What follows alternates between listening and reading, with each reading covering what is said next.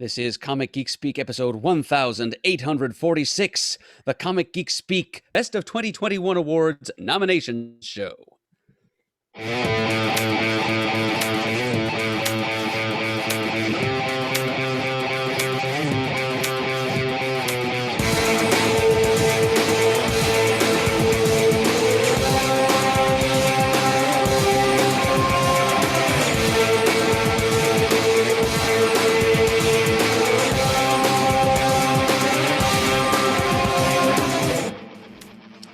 Welcome to Comic Geek Speak. I'm Adam Murdo.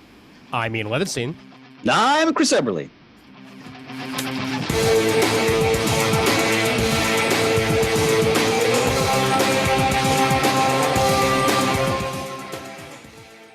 Look at that image. Excellent. Yep, modded to have the Comic Geek Speak font this time around, but you are definitely going to see this as the annual tradition for the best of nomination show. Definitely the case. As Superman presents the trophy to himself year after year. Exactly. Yep. How many years will it take before someone suspects something? What do you mean himself? Superman doesn't wear glasses. That's crazy. That's crazy. So that reminds me of the classic cover. I forgot what issue where he castigates Lois for being a dope for not recognizing him with the glasses. I don't remember the issue number, but it's one of the many Superman as a dick covers, basically. Yep.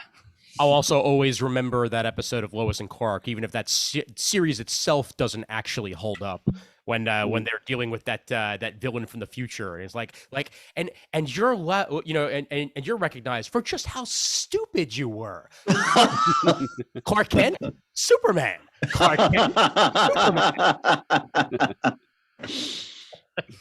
Good times. Bazinga. Well, before we get to the nominations and all the festivities, we will festively thank you, the listeners, for your continued support of the show over at patreon.com/comicgeekspeak. It keeps on rolling, and then all 118 of you at the moment are doing what you can to continue support of the show. And if for some reason you're not on Patreon, I noticed recently that the straight up donation button seems to have broken on the website. One of these days, I'm gonna have to find out how to fix that website. But until then, you can do a PayPal donation directly to info@comicgeekspeak.com. That is our direct email address for the PayPal. So if you do want to give us a PayPal donation instead, just log into your PayPal account, go to info@comicgeekspeak.com, and that'll be the easiest way to do it. Or, of course, just spread the word on the show, and you're just as helpful as anybody else. So that's really all we can ask for. And once again, patreon.com/comicgeekspeak. And thank you so much for your continued support of the show. Speaking of support, we just became an affiliate of Libsyn this week. Indeed. And as part of that affiliation, you guys get to reap the benefits as anybody who is starting their way on the world of podcasting. If you do not currently have a Libsyn account and you would like to have one to host your shows and be available in their directory and make it easy to get yourself on the Apple Podcasts feeds and what have you, you can go to libsyn.com, and then as you do your sign up, use the promo code CGS free. That's CGSFREE to get 2 months free on your Libsyn purchase.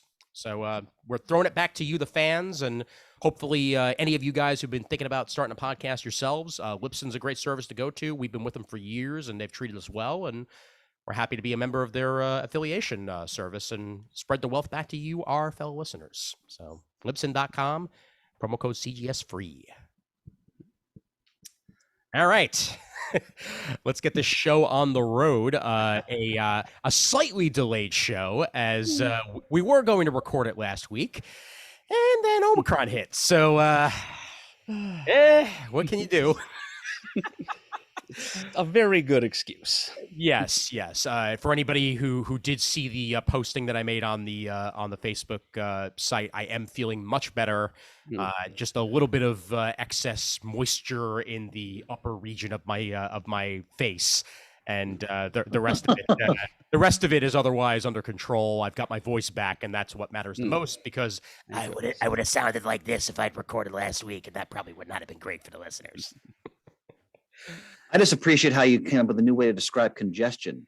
yes, Moisture in the upper region of your face.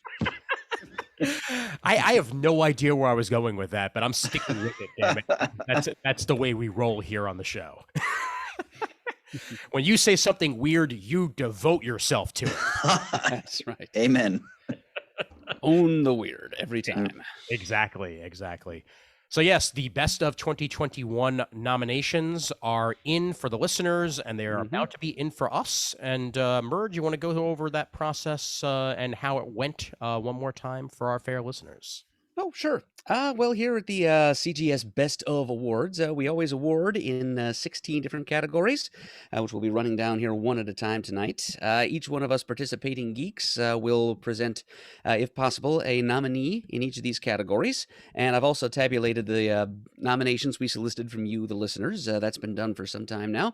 And whoever or whatever received the most listener nominations in each category will become the official listener nominee in that category. In some cases where there's a tie, there will be more than one of those. So, and since the voter turnout was not huge this year, a lot of these things were decided by like one ballot or fewer. So every ballot counts, just for future reference there, folks. Yep, absolutely the case. And for those of you who did submit, we thank you very much for being part of the process and part of the team. All righty. So, Murd, we begin with Best New Hero or Hero Team. And we'll go around the horn and then explain ourselves like we do with the top fives. Okay. Would you like the honors of going first, Ian? By all means. My Best New Hero or Hero Team that debuted in 2021 debuted thanks to one extra word in their name. And I go with Justice League Incarnate. Ah, very good choice. Murd? I went indie for my choice, and I nominate The Blue Flame. Oh, great choice. Excellent. And Chris? This is going to be all over my nominations. Radiant Black. Yep. Absolutely a excellent choice, sir. All right. So Justice League Incarnate. Now, before this particular version of the team existed, it was Justice Incarnate. And then the actual Justice League Incarnate book launched, and this particular variation became the norm. Now, with this here, the team itself has not really changed much. It's Aquawoman of Earth 11, otherwise known as Ariel Curry, Batman / Thomas Wayne of the Flashpoint universe, Captain Carrot of Earth 26, my favorite, Dino Cop of Earth 41, which is basically Savage Dragon. Yeah. Except he's orange. Exactly. Yep. We've got Avery Ho, who is a new addition to the team, who is one of the Flashes of Earth Zero, and a Flash that's become in much more prominence over the past couple of months. Yep, she's the Flash of China, right? As seen as in the new Superman title written by Gene Luen Yang. Yes, indeed. Yep. And also we have Mary Marvel of Earth 5. And later on, I guess sort of a member, we'll mention Orion was sort of a member of the team, but he's not quite there, full term. But we've got President Superman of Earth 23, and we've got Thunderer of Earth 7. But also Dr. Multiverse gets introduced with the first issue of this new incarnation of Justice League Incarnate. And it's a very mysterious character with essentially the power of the multiverse. She can see all the iterations of different people if she uses her powers correctly. And her powers themselves are very nebulous, but she basically ties herself into those powers of the bleed and are able to utilize them as like energy blasts and see things that other people cannot see. And really, of all the versions of the Justice League, this is the one with the most diversity, because you literally have the diversity of the multiverse at your fingertips, and it can change at any time. And the variation works incredibly nicely for the concept. And I've been digging the team in this current iteration, and I'm curious as to where they're going to wind up going, and whether or not we'll get an ongoing after this, as this was only a 5-issue mini, and perhaps we'll see more of this team in other forms as this year and other years occur in the DC span of things. So. Well, Dark Crisis is looming next year, and that's also written by Josh Williamson, so it's kind of a lock that this team is going to be at the forefront of that event. Most definitely, yeah. And I dig just how different this particular costume of Flash is. Like, it's you don't tend to see purple as the main, and I like the chest piece as well, like that sort of rectangular version of it that they're going with. Right. That's a couple of. You're right. Those are a couple of different visual choices for DC speedsters. Yep. Yeah, it is a great eclectic bunch of characters from all over the place, and I agree that Dr. Multiverse makes for a great wild card. Definitely. Yep. And of course, Baracko Superman. And you can't go wrong with Baracko Superman. So, yep, there's Justice League Incarnate as my pick. Excellent. The Blue Flame is my choice for Best New Hero of the year 2021, and this comes from a little scene series put out by Vault Comics. It's written by Christopher Cantwell, who's a man whose talents have impressed all of us pretty much over the last couple of years. And it's a project that he put out this past year, and that is a variant we're looking at right there, I think. Yes, indeed. Yeah, it's a story that unfolds on two very different levels. The main character, the Blue Flame, is Sam Brosm. He lives in, he originates in Milwaukee, I think. It's either Milwaukee or Minneapolis, one of those Great Lakes towns that starts with an M. And in his alter ego, he's an HVAC specialist who also moonlights as a do-it-yourself vigilante with a group called the Night Brigade, which is pretty close, actually, to the Mystery Men of that film that we reviewed not too long ago. So on one level, he's active with them, and then when they make their first big public appearance at a convention in their home city, a deranged fan basically shoots them all up, kills all of his teammates, and badly injures Sam himself. So on one level of reality, he's recuperating from this. He's recovering from alcohol abuse and from this newly acquired disability. He's living with his sister and brother-in-law and really being kind of an albatross around their neck as he recovers.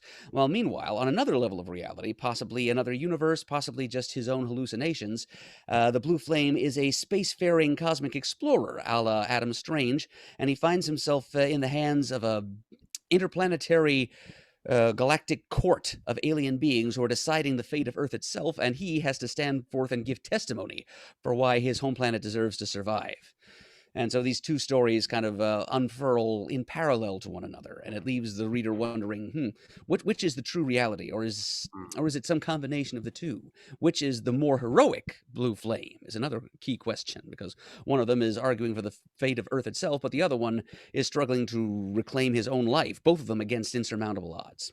Either way you slice it, it's an interesting new take on a superhero story, and I thought it was worthy of some mention, and so I just nominated the lead character in this category. Murd, great pick. Great pick. I read the first issue and loved it. I'm just waiting for the trade because I missed the next couple, but the first issue was really captivating. Yep. So somehow I think far from the last time we're going to hear the words Christopher and Cantwell on this episode. Oh, yes. Okay, so Radiant Black. Now, I've been effusive in my praise of this book since it first came out last year. And Ian, you'll appreciate this. I was just reading some ad copy for it on on Google or something. They're talking about how if you love Invincible and Mighty Morphin Power Rangers, this is the book for you. And I agree with that description. I think it combines the best of both those concepts. And basically just, I mean, I've talked about this before, but just in short, the story focuses on these two young men in their 20s, or kind of in like that nether region of like your mid 20s, where you're not sure, like life isn't like working out the way you exactly want. You're not sure where you're going yet. You're kind of adrift. Many people have experienced this period in their life. Hopefully they get out of it. And the one guy is like a frustrated writer. The other is works kind of like in like a pop culture / movie store. And, you know, they're lifelong friends. And the writer comes home to try to sort of get a balance in his life and get a sense of himself. And there's this cosmic doohickey that appears and endows one of the young men, with incredible powers via this cosmic suit. And I don't really want to say a lot more than that for people who haven't read it, because we're going to do a book of the month on the first trade and on this program in the not too distant future as well. So we'll talk about a lot more there. But this is Kyle Higgins writing. He's a writer that we've praised for years on this show. In fact, everything I've read by Kyle Higgins, I think of Cal, for example, some years back, about the superhero labor union in the 1960s. Hadrian's Wall, the great crime noir in space. Everything this guy has written, I've loved. I know he did some Nightwing way back when. And the artist is Marcelo Acosta. Wonderful artwork. It's really got a wonderful, I use wonderful twice in a sense. I'm slapping myself as a teacher. The artwork is very reminiscent of just sort of like this flashy, shiny, like 1970s superheroes. And I mean that in the best possible way. And most importantly, because this is a creator-owned property via Image, things happen that matter. And there's change. And the change actually has consequences and is permanent. Yeah. And, you know, characters come and go. And this book rejuvenated my faith and love for the superhero concept. That's the best I can say about it right now. Excellent. Yeah. And frankly, what else can you ask for in a comic book? Yeah. You know, anything that brings the love forth for the medium itself, that's well worth it. Yep. Excellent, sir. Good pick. Thank you. And over to the listeners. All right. Well, this was an extremely close category. Actually, technically the winner in the listener voting in Best Hero was Elektra as the new Daredevil, but I'm afraid for those of you who nominated Elektra in this category, she actually first donned the Daredevil costume in late 2020, so I'm afraid she's not eligible as the Best New Hero of 2021. So second place by an eyelash. The listener's nominee is going to be Tariq Geiger, the glowing man himself, from the Jeff Johns and Gary Frank Image series, Geiger. Excellent. All right. So close, listeners, and yet so... Don't mess with Murd on the rules, ladies and gentlemen. Don't mess with Murd on the rules. I can be a stickler when I wants to be. Yep. Well, that's the way it rolls.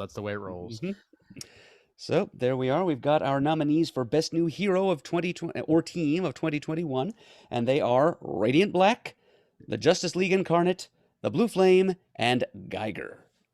Excellent. All right.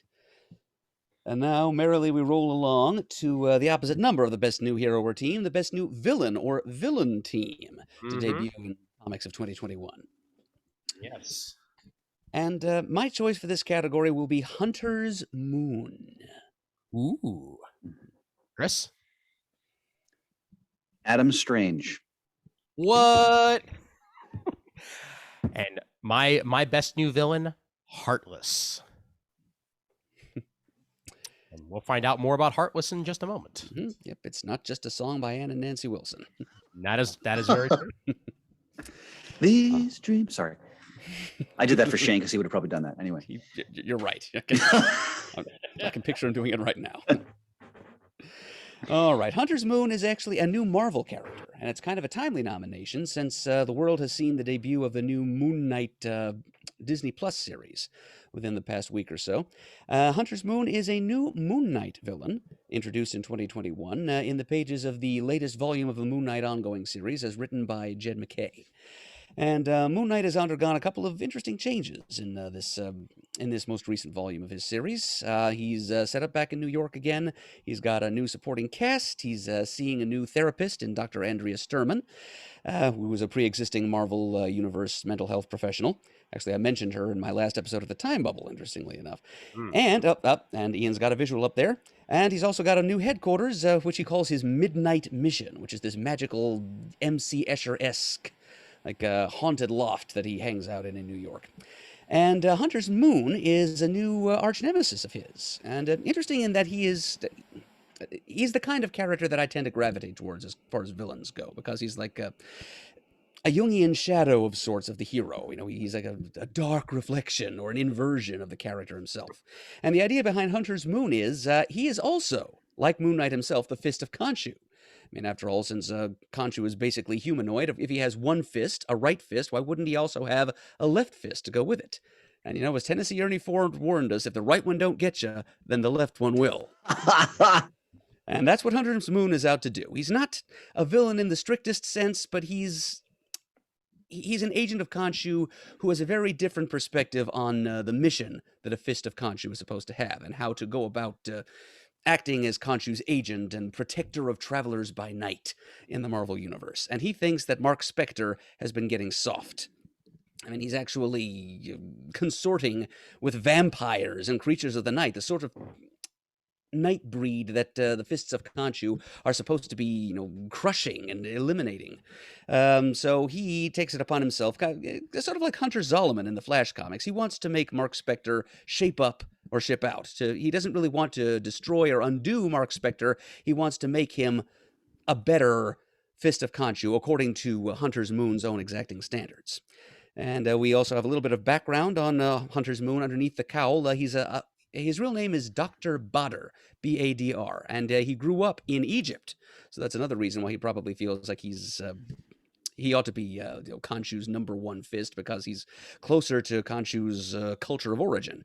And he grew up kind of detached from humanity. He was a little bit of he might actually be on the spectrum somewhere from the way Jed MacKay writes him. So he doesn't have quite the same attachments to humanity as Mark Spector has had. He hasn't had as many friends or lovers. So it's easy enough to understand why he approaches his task as the Moon's Knight of Vengeance in a different way than Mark Spector does. And so the two of them kind of clash over philosophy, but within the first year of his appearance, we also see Hunter's Moon and Moon Knight actually uniting and teaming up a couple of times. So he's not your most traditional antagonist. He's more like an anti-hero or something like that. But he's since he and Moon Knight have clashed before, I decided this was a good place to nominate him. And besides which, I just wanted to give some nod to Jed MacKay's very interesting and enjoyable new take on Moon Knight, and especially here and now when Moon Knight is topical and at the tip of everyone's tongues. So that's a character to look out for if you decide to do some reading of recent Moon Knight stories. Hunter's Moon. Excellent. So kind of in some ways the Black Adam to his Captain Marvel Shazam, but seems very, very different as well. Yeah, there are definitely some similarities. Yes, good analogy, Ian. Nice. All right, very good. All right, Chris, over to you. All right, so obviously my selection may sound strange, no pun intended, because I'm choosing a well-known hero for the villain. I remember last year, I think I chose Deathstroke as new hero because of the way he was acting, if I remember correctly.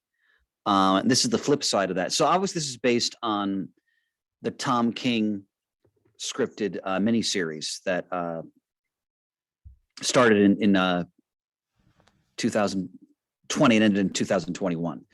And all I'll say here, because I'm going to mention this book more later, is that if you like, your Adam Strange, like shiny Silver Age space hero, that's gone. and the Adam Strange we get is, on the surface, very much still that character, but King explores through the prism of war what happens to Adam Strange when he's thrust into horrific situations where he has to make terrible decisions, and the consequences of the decisions he makes in wartime. And as often the case in real life, those decisions lead him on a path where he is no longer the man he once was, or maybe the man he thought he was. For me, one of the most fascinating and disturbing sort of character sketches this year in comics. So that's my pick there. I don't want to say again too much, because if people haven't read this miniseries, they really should. Yeah, it's on my list of 2 reads. So I'm gonna have to raise that a little bit higher on said list from this. Honored, sir. Yep. Yeah, I'm kind of sorry myself to see Adam Strange's Silver Age sheen tarnished the way King has done, but he, as always, did it so deftly and in such an intellectually fascinating way, re-examining Adam Strange through the lens of like colonialism.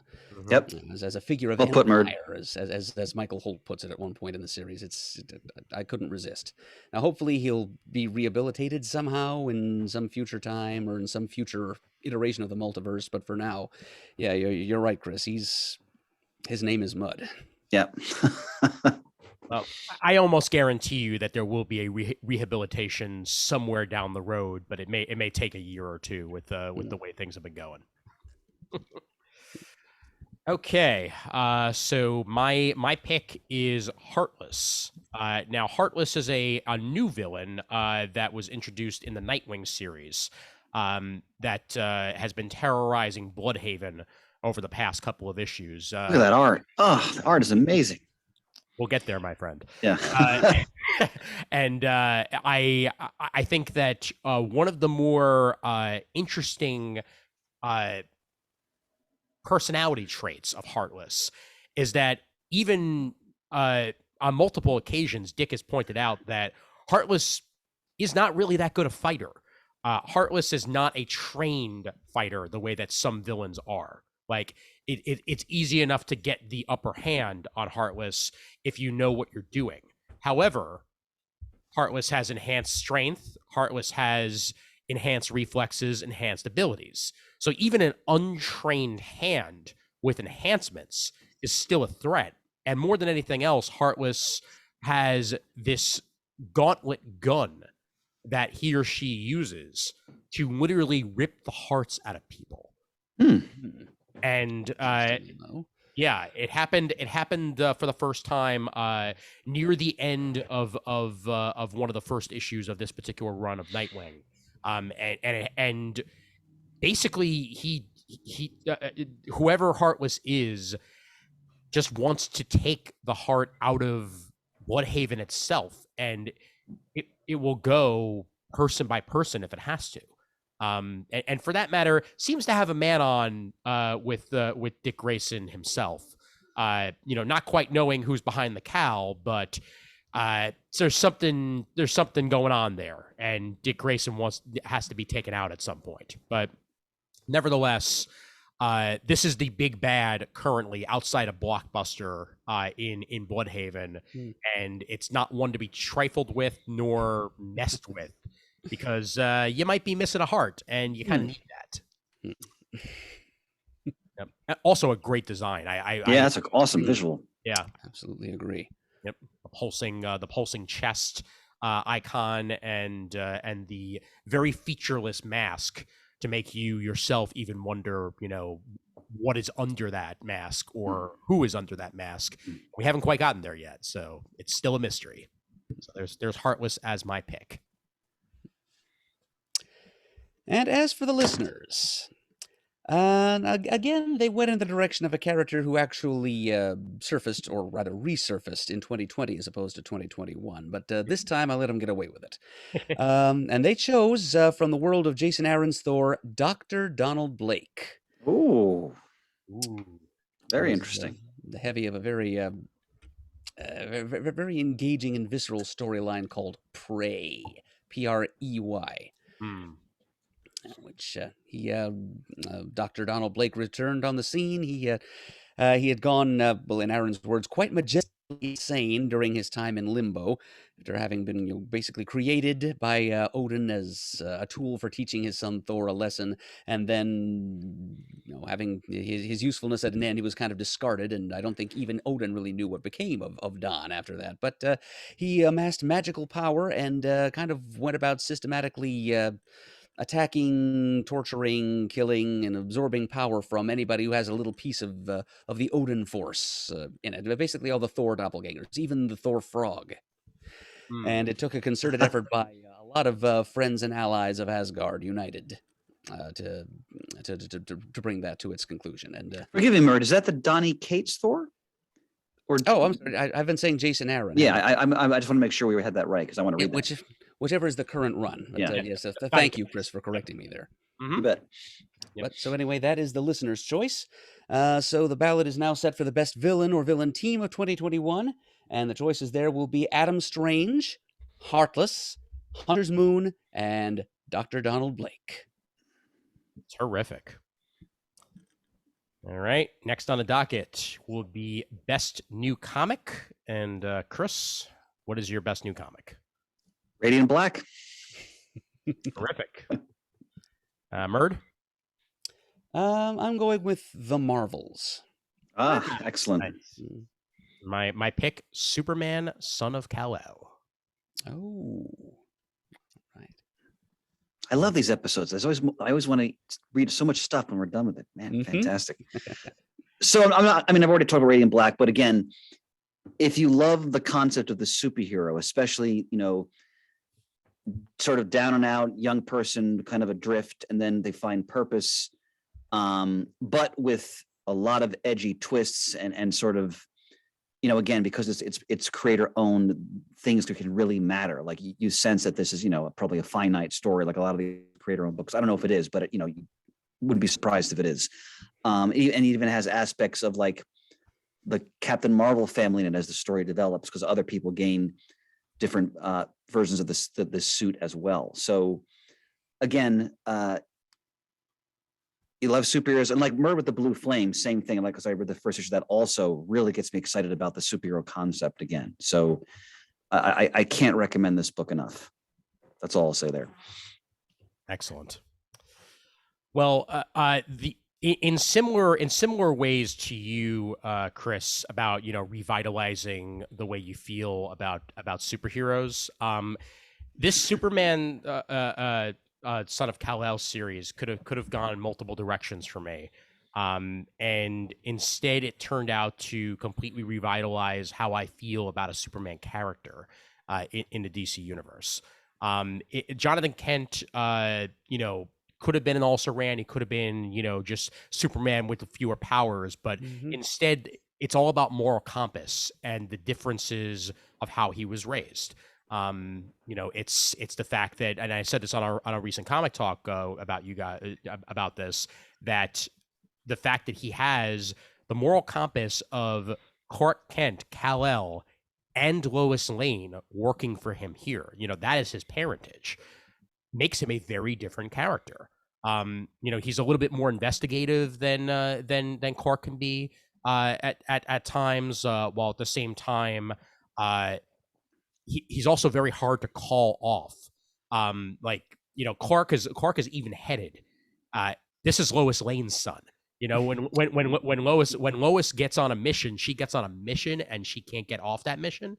And I in a lot of ways, Jonathan Kent has made saving his city and saving the world his mission here, but not to the point where it goes over the top and becomes nearly supervillain-esque. He's got different goals at hand than the Superman that came before him, and he's got that youthful energy too that helps him out a lot. And he's had interactions with Nightwing, he's had interactions with Damian, he's had interactions with Aquaman and the various Aqua lads in recent memory. And also, I will mention his sexual preference has come into it as well. That this is a Superman that has the added, foreigner aspect of also being a stranger in a strange land for for those who may frown upon the fact that he himself is either gay or bi, more recently just outwardly gay, and not something that we've dealt with before with a Superman, and very much bringing him into today's world in that aspect as well.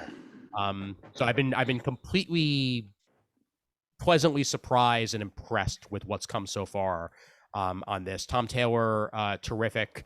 The artwork has been superb, and he's made himself Superman. He really has. I still wish he had the title of Superman and not just Superman, son of Kal-El, but I'll take it for what I can get. And it's been a great series. So there we go, Superman, son of Kal-El. Okay. And then for my nominee, I chose a series called simply The Marvels, which is one that we were all looking forward to trying when it was first announced. This is the series that's being written by Kurt Busiek, with art by Yildiray Sinar, underneath some gorgeous, as always, Alex Ross covers. And the idea behind this series, this conceit, is Busiek has given himself a very wide canvas on which to work, i.e., the entire Marvel universe. And the gimmick was that he would be able to pick from any Marvel character, any locale, any point in history was fair game for storytelling. And so it's an extremely eclectic cast of characters he threw together to work with here. The Asian heroes White Fox and Arrow are in there. Let's see, Doctor Strange, the Golden Age Vision, Arcus from the 1940s. He's working with the Eternals and the Deviants. He threw together a whole bunch of different disparate elements here, and it's a fantastic concept, and it's a great creative team, and I'm thrilled that such a series exists, and I'm giving it my nomination, although with one or two reservations, provisos. I don't. It's a great concept, but we're up to issue number 9 now. There've been a couple of issues with late shipping, and that's really been almost universal amongst a lot of Marvel titles have had that problem. But for all the enormous number of characters and settings and whatnot that he has to work with, he's taken 9 issues, and he seems intent on just using all the entire run of this series. I get the feeling it may not last beyond issue 12. I hope it does, but there's a chance it won't. But it seems like this whole first year's arc is just dealing with the same storyline, i.e., a fictitious Southeast Asian province called Xian Kong, and the rehabilitation of a mostly forgotten 1970s Roy Thomas character from The Invaders called Lady Lotus, who was pretty much smack dab in the old dragon lady stereotype of female Asian characters.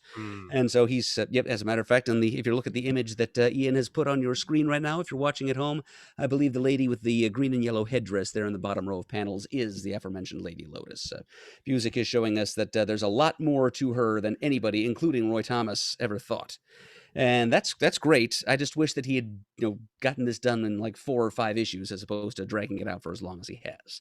Just get this over with and get on to a completely different story with completely different assortment of random characters thrown together to see what results. I mean, he's playing with the fun and the texture and the history of the Marvel Universe. I just wish he were experimenting a little more wildly and a little faster.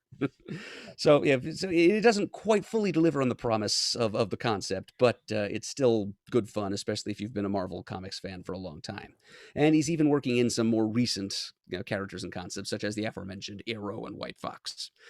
So it's a series that I'm thrilled exists, and long may it continue. I hope it does go beyond issue number 12. So that we may continue to consider it, if not nominate it, in future Best of Awards. Very true.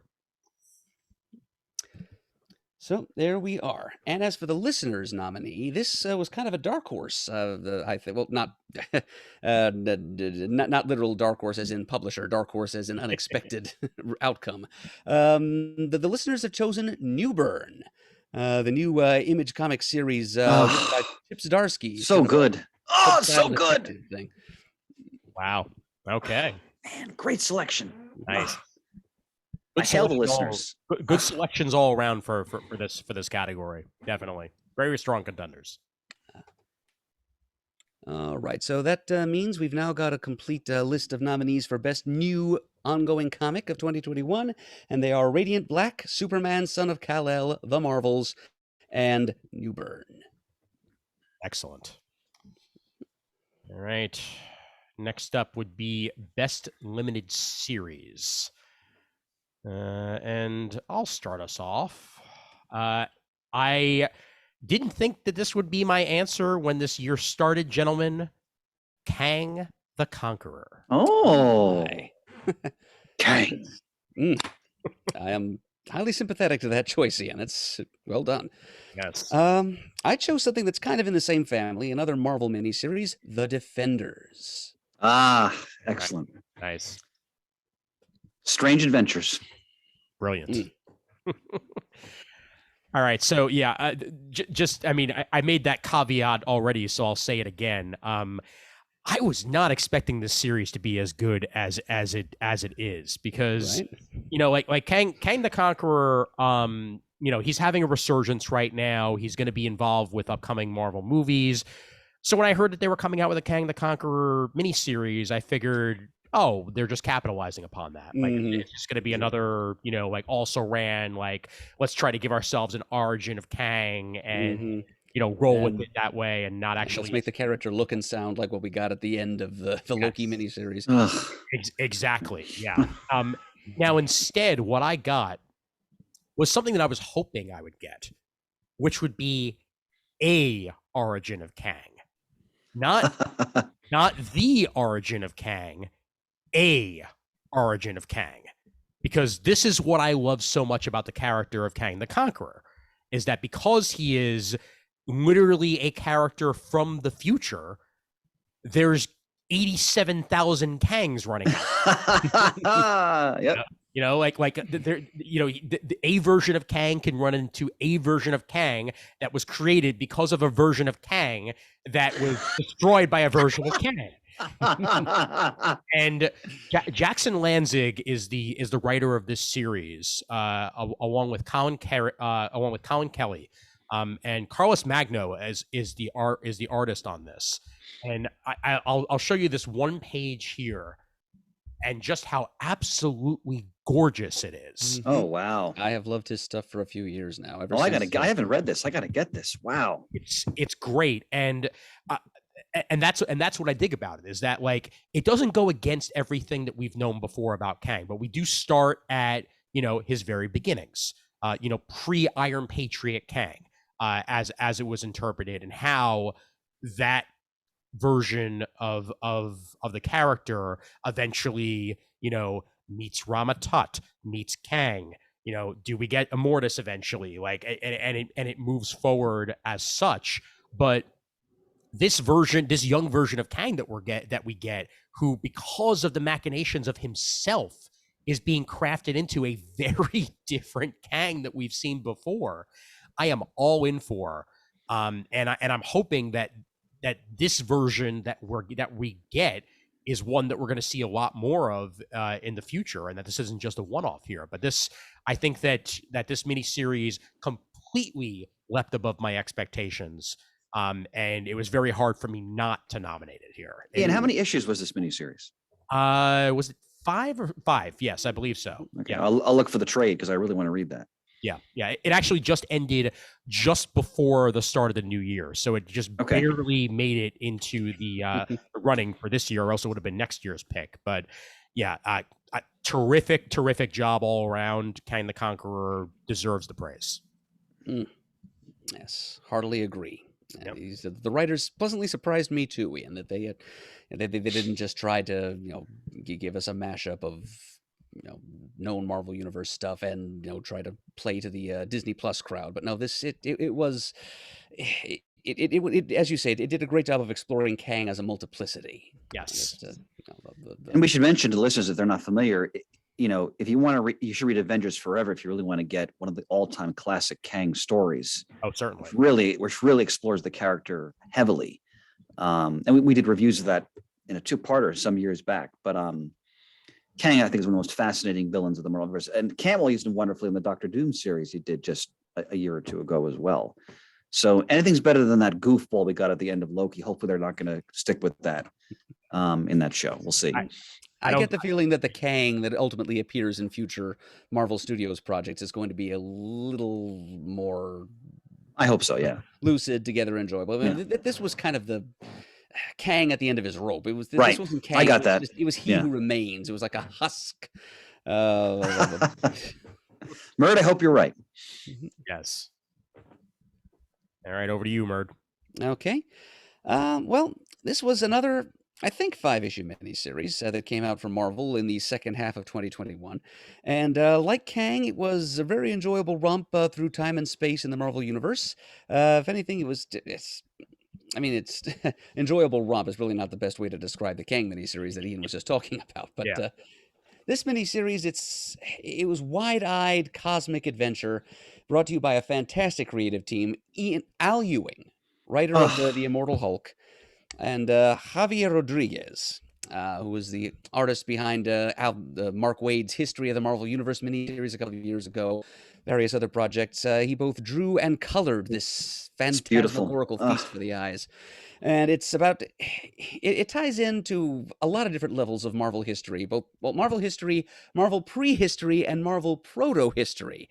And Doctor Strange gets out his old 90s Secret Defenders tarot deck. See, there's some images that he Look at that page. Look at that page. Beautiful. And he uses it to summon together another eclectic team of Marvel characters. Strange himself, his old partner in the original Defenders, the Silver Surfer, plus Betty Ross Banner, the Red Harpy, Cloud from the end of the first run of Defenders in the early 80s by J.M. DeMatteis, and the mysterious Masked Raider, whom we see teleporting into the Sanctum Sanctorum on this sample page Ian's provided, clad in the Eternity Mask, made of a fragment of the life essence of Eternity himself. Eternity. And they go rollicking out on this adventure through past iterations of the Marvel Universe, by which I mean the universes that existed before the Marvel Universe we all know. Their first stop was Galactus's universe, where they get to meet Galactus's mom. I kid you not. Yep.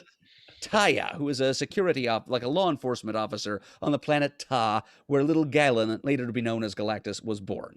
And Taya is a delight. She speaks in Kirbyisms, like it's all caps, multiple exclamation points, scare quotes around every third word or phrase. It's great fun to read. And that's just the first stop, because the romp goes on through other previous cosmoi before Galactus's universe. We see strata of Marvel prehistory that we never knew existed prior to now.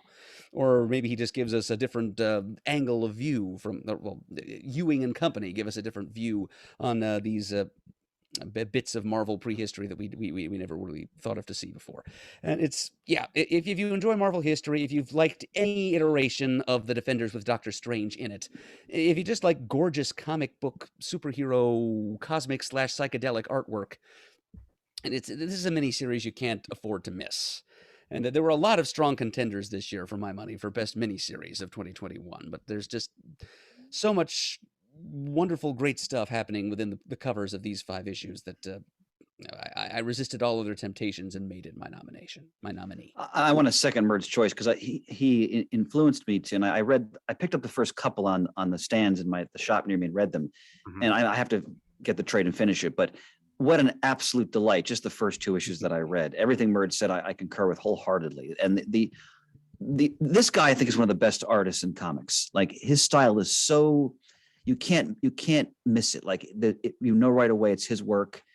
And just like that splash page Ian just showed, I mean, just the way he uses the space in that, and like the whole Ditko-esque of like arms coming out of like teleportation, floating holes and whatnot. Like that team goes to the essence of those characters in this story. It's wonderful. Very like Doctor Strange, the Oath vibe to the artwork. One of my all-time favorites, Levy Poo. Yeah, very Marcos Martin in the Yep. Good point. Yep, definitely. Okay, so what I did here was, so Strange Adventures, I think it started in 20, ended in 21, correct? Yes. Yeah, so that it falls under the rules of the nomination. So Absolutely. I had the fortune of getting the hardcover reprint collection, whenever that came out a few months ago. And I wanted to put a longstanding theory to the test. I've always felt that Tom King's, finite stories work better when they're read in essentially one sitting. Because I read Strange Adventures as it came out monthly, loved it, but I felt like, I want to read this again when the trade comes out. And a beautiful hardcover was released. And I read it in one night. And,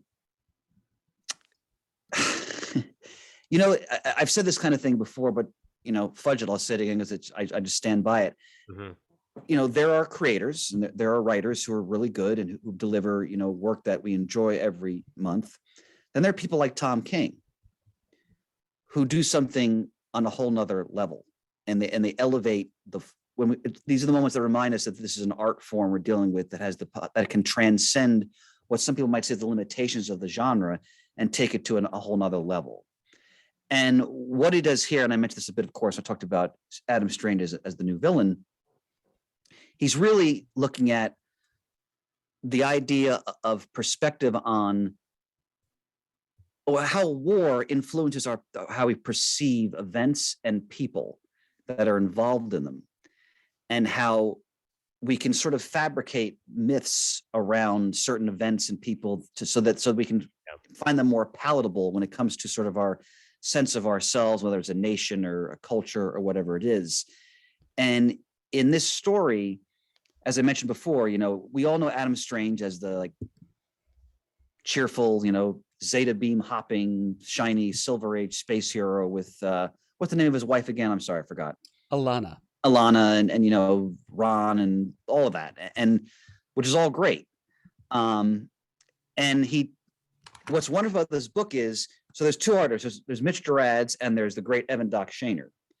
And Shaner's work is for the version of Adam Strange that we're accustomed to.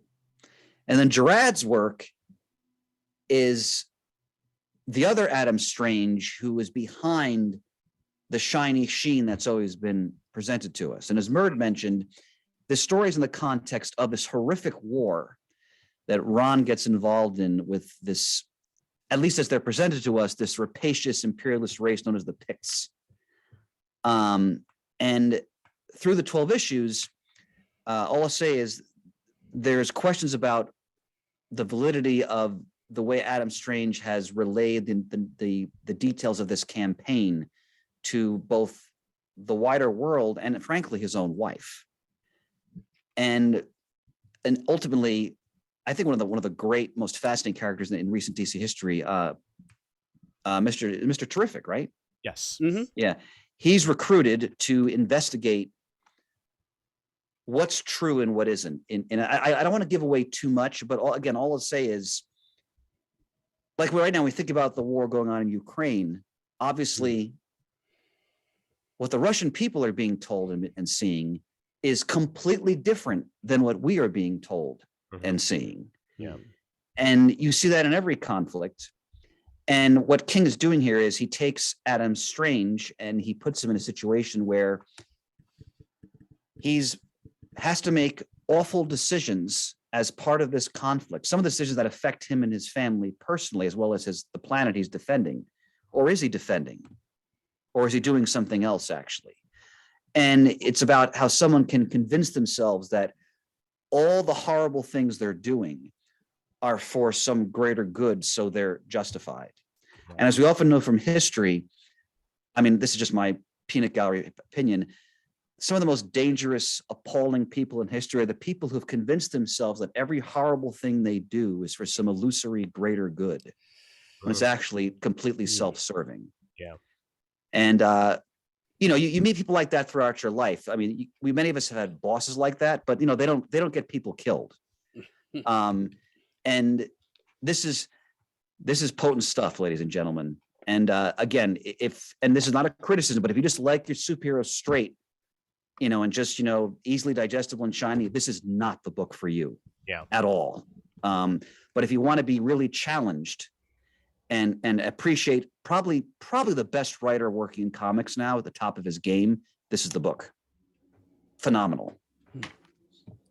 I'm actually immediately thinking of. I mean, you're talking about bringing the politics into comics. I think of Marvel's Civil War, and how Tony kept thinking it was for the greater good. It was for the greater good, when in reality, the greater good can sometimes be way worse than what you had before. And Tony's also a very problematic character Oh, in many ways throughout his history. Yeah, no question about it. Yep.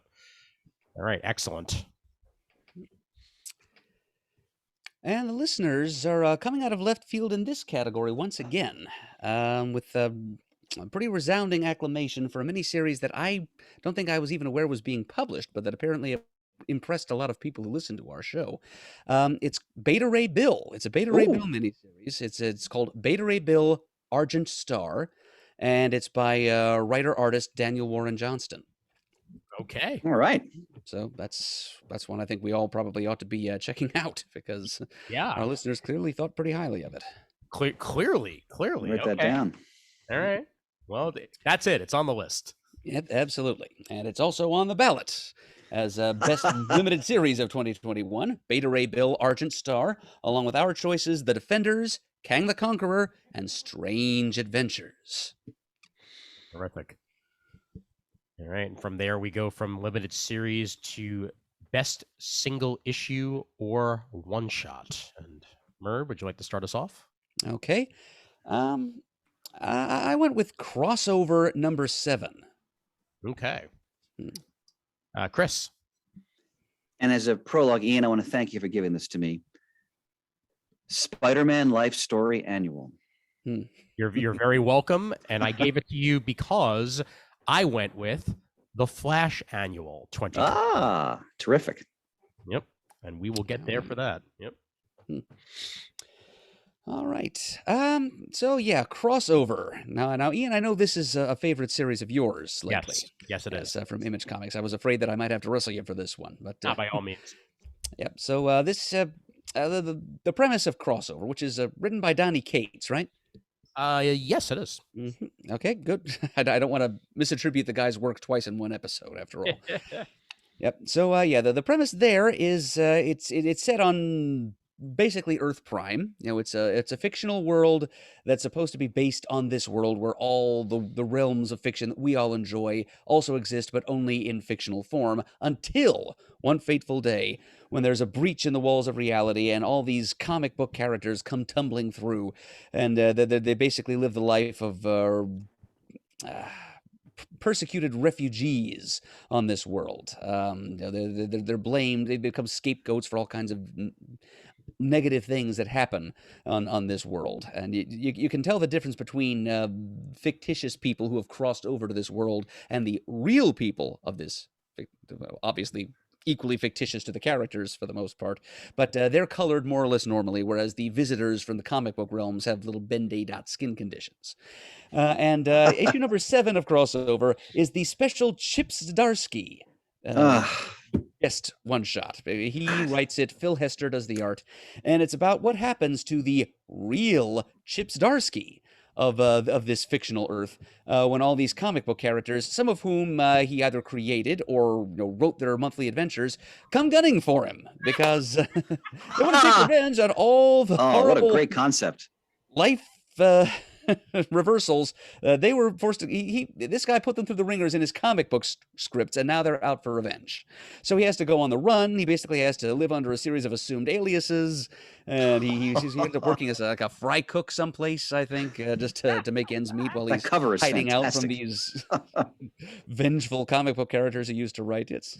It's a great piece of meta wonk, and it's pretty notable. I mean, there were a few other one shots that came out this year, some fun gimmicky things that I thought about nominating too, just like the Stargirl Spring Break special, for example, which is just my kind of it's my fandom meat. I also thought about the Batman The Long Halloween special, but ultimately I settled on Crossover just because it played with what is a great base concept of an ongoing series, which is what Kate's crossover has, in a different and unexpected kind of way, and it's also fun in an extremely metatextual kind of way. It's for Chip Zdarsky gets to write himself on the lam from from reaping what he has sowed as a comic book writer over the years. And also in this issue, we learn that Chip Zdarsky is not in fact his real name. I don't remember what his alter ego actually is, but just read the issue. It's there in the script someplace. See for yourself. Great choice, Murd. Oh. Excellent. Wow, it's Steve Murray. I think I'm glad he went with Chip Zdarsky. Yeah. I mean, in crossover number 7, he's glad he's got such a forgettable, commonplace real name. But sure. Yeah. Yep, as an author's nom de plume, yeah, Chip Zdarsky's got a lot more dash to it. Definitely, yes. Oh man, in other news, I need to catch up on crossover because yes, I think you'll enjoy it, Ian. I really think you will. I certainly will. All right, Chris. So, Ian, you've read this. You read the annual, right? Because we talked about it when it came out on the air. So I did. Yeah, it. If you go back to whatever episode that was, I mean, I was, orgasmic in my praise of this because we talked when Life Story, which I think I chose my miniseries of the year last year, if I remember correctly, I think. Again, the concept is really simple. What if Peter Parker and his whole supporting cast actually aged? Yep. And that miniseries took us from the 1960s right up into the present day. And it's by, once again, Chip Zdarsky and, wait for it, Mark Bagley. Yes. So the miniseries was amazing. I was deeply moved by it. I think it's one of the greatest Spider-Man stories of recent years because it captures the essence of all the great concepts surrounding the character that we love, the villains, the supporting cast, but you see the mortality affecting everybody. It's so powerful. And this annual, which came out this past year, is really an in-depth exploration of J. Jonah Jameson. And because again, it's in real time, the consequences to him and his life due to his obsessive vendetta over Spider-Man. Mm-hmm. And you see again, I don't want to give a lot away because if you haven't read this and you're a Spider-Man fan, you got to read this story. But you really see, I mean, Ian, I think it's fair to say like the tragic effects yes. of his obsession and this vendetta on his entire life. This is potent stuff. I mean, Zdarsky is really, when I was first introduced to Zdarsky when he was the artist on Sex Criminals some years back, but he's become a hell of a writer. Oh my God. Absolutely. I hadn't mentioned in these awards, but his title Stillwater is also one of the best ongoing titles out in comics right now. So this is when I think about the concept of the annual, when we were kids growing up, annuals came out usually every summer, and they started to become more sporadic in comics. But this to me is just what an annual should be all about. A story that matters, that has, a little more heft and oomph to it because it has more pages as they go into things more. And it's a wonderful sort of coda to the Spider-Man life story miniseries. Definitely. So highest recommendation. And I had to have guessed that this was going to come eventually, just because it's not a spoiler to say that in the Spider-Man life story, miniseries, we don't get a lot of Jameson. No. We get him in acting, we get like a scene here or there, but this just fills in such a very important aspect of Spider-Man's entire existence through a supporting character like J. Jonah Jameson, and it pulls it off brilliantly. It's such a good comic. Yep. Terrific. Okay, so I chose the Flash Annual 2021 here, and it may not surprise you listeners to hear the words that Wally West is one of my favorite characters and has been for many a year, and I was flabbergasted and disappointed. And I'll go back to not every comic book hits, and for a writer that is an excellent writer like Tom King, one of the things that did not work was Heroes in Crisis, and I'm going to stick by that, and that I'm gonna fall on that sword if I have to. But with the Flash annual, we got to the conclusion of basically the Quantum Leap arc that Wally West was on, as he made his way back from within the Speed Force, and we got to find out exactly what was causing it, and if there was a way out, and what Wally would do next. Because when this arc started, Wally West was going to retire. He was gonna go live the rest of his life with his kids and Linda, and live out everything that he'd been dreaming of for quite some time. And what this Flash annual does is redemption in so many different ways, because I believe okay. Well, first off, look at how gorgeous the artwork is throughout. Yep. It's absolutely stunning. But we had one particular stop along the way that I was hoping they would do as part of this, and that is we got back to Heroes in Crisis, and we got back to the moment, and we got back and found out that it was completely a moment that was out of Wally's control. That it was not actually Wally going cuckoo bananas gonzo for no particular reason. No particular reason. That it essentially stemmed from this very calamity that we had been experiencing, in this last, Quantum Flash arc, this Quantum Leap arc that we've been going through. And Wally gets to that very moment where everything's going down. And of course, the one person who's outside of this like frozen time that he's in at Sanctuary as everyone is about to die is his best friend, is Arsenal. And he has to come to ramifications. Mind you, there's a whole other arc going on with Arsenal elsewhere in the DC universe outside of this that that kind of in some ways puts things back the way they should, but in other ways don't. That's a long other story that I'm not going to get into here. But read Infinite Frontier for more details. Definitely. But essentially, Wally gets to have his last moments with one of his best friends, a guy he grew up with, knowing the fact that there's no way to save him in a moment that was completely out of his own control. And we get that here. And then finally, we get the redemption of it all. We get Wally back to the hero that he's supposed to be, and we get Wally back to being the Flash after this. And it made me so flippin' happy to see it come out that way. And just the story that was crafted within this, and the story that's been crafted in the Flash book in general this year has just made a Flash fan like me super duper happy along the way.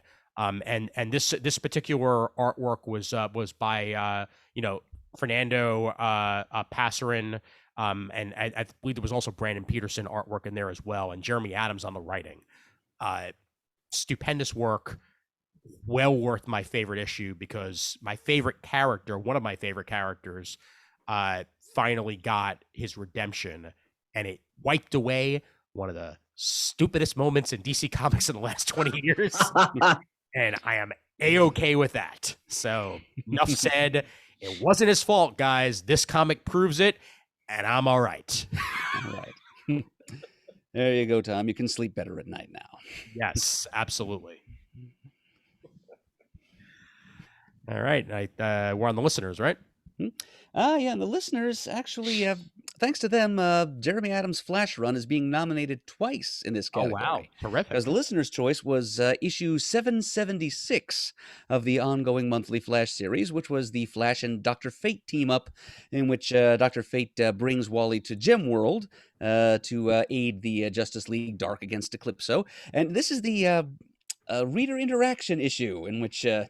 Adams has great fun playing with the format of the comic book page. It's like Dr. Fate directly addresses the reader and says, "Reader, turn this book upside down that the monsters may fall into the sky." And it's stuff Awesome. like that. It's great fun. Like, I think, as I said when I first saw the solicit for this, it's kind of like the classic "Stop! Don't pass up this issue. My life depends Yes. on it." Silver Age gimmick cover, only taken a couple levels higher. It's yeah. So I can agree with the readers that this was, for its innovations with the format and reader inactivity, it deserved a bit of attention. So there we go. Nice. I think I'm 2 issues away from that being on DC Infinite, and I cannot wait to read it. Mm-hmm. Have you read the one with the Super Friends in it? Haven't gotten there yet either. Yeah. So I think I just finished Quantum Flash. So like I'll once that's all said and done, then I'm on to the main Flash book again with the original numbering back. So good times. Excellent. All right, so there's your best single issues list there, folks. Spider-Man Life Story Annual #1, Crossover #7, The Flash Annual 2021, and The Flash number 776. All right, great. Okay, best cliffhanger / moment. And Chris, you want to start us off? Radiant Black issue 4. Ooh. Okay. The 90s kid in me had to reveal this as my cliffhanger / moment. The reveal after all these years that Adam X is actually a Summers brother. Dude. And Murd? Yep. And that happened in X-Men Legends number what? #1 at the end of the issue. All right. Finally, we know. Yes. And my choice is something that happened in Batman Catwoman #1, and it's a moment I'm calling Catwoman and Joker, Old Friends. Oh, I know what Mark. he's talking about. Great. All right. Now, again, this is such a great moment in Radiant Black 4. I'm not going to give it away. All I'm going to say is there is a holy poop moment that, well, the kind of moment that often happen in superhero comics, but in most of the mainstream stuff, it's eventually reversed. This is something, you're reading this, your mouth just drops because you think the book is going in one direction, one particular character, and now it goes in a completely different direction. And everything, the direction that the book was going in is totally derailed, but in a way that is compelling, moving, deeply exciting. We think about all the different covers over the years, all new, all different, or this change, real, all the different hyperbole we hear. Yeah. And it all turns out usually to be illusory and nonsense. Boy, this isn't. So, Radiant, again, because we're going to read this book, and I don't want to spoil it for my friends and co-hosts here either. So, yeah. Radiant Black issue 4. Change happens, and it matters. That's a great way to put it. So well done. Yep. All right. Yeah. So 90s kid in me, I was thrilled that X-Men Legends was a book that was happening because we were going to get some of my favorite X-Men creators, back on the book for, arcs that they never got to tell.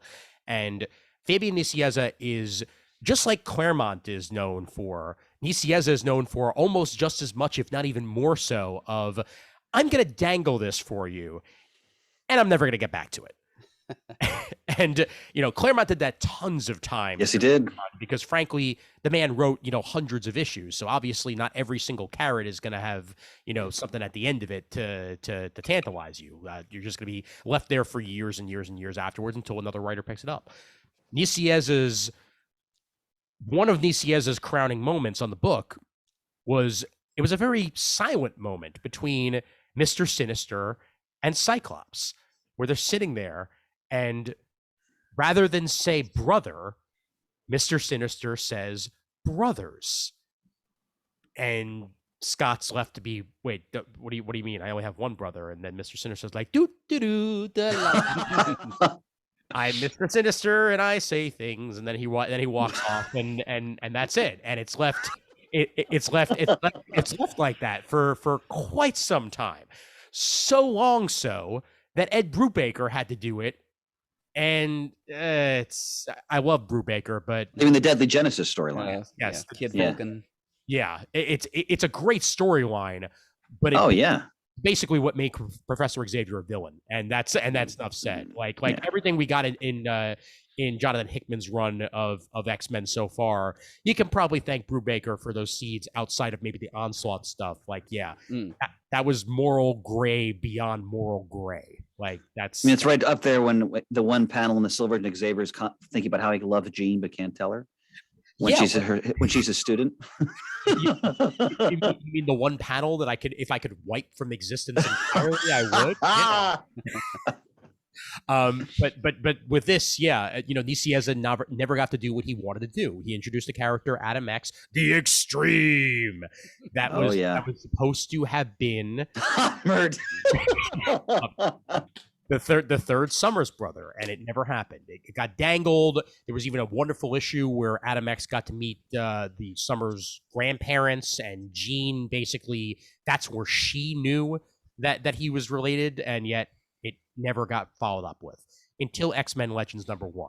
It's almost entirely, an Adam X issue. Shane Davis does the pencils. It's ridiculously 90s in all the right ways, and I mean the right ways, not the wrong ways. And by the end of that issue, with a reveal from Corsair himself, we get full confirmation that Adam X is actually a half brother to Havoc and Scott Summers. So Cyclops and Havoc have a half brother, and his name is Adam X, the Extreme. And Vulcan is their brother too, right? Yeah, Vulcan is their brother too. However, because these series are happening in continuity where they were supposed to be happening, they don't know about Vulcan yet. Oh, right. Of course, back in the 90s. Gotcha. Okay. Exactly. Yeah. So this is essentially one of those, side series, it's pouch era, Cyclops and X Factor costume Havoc, like everything's the way you would have wanted. Right. And yes, we get that reveal as it should have happened back in the 90s, but it happened now in 2021. A long time coming, but I don't care. I got it, and Nicieza told it to me, so enough said. And Levenstein is sated. Yes, I am. I was born and raised with 90s comics. Let it glow over you. Enough said.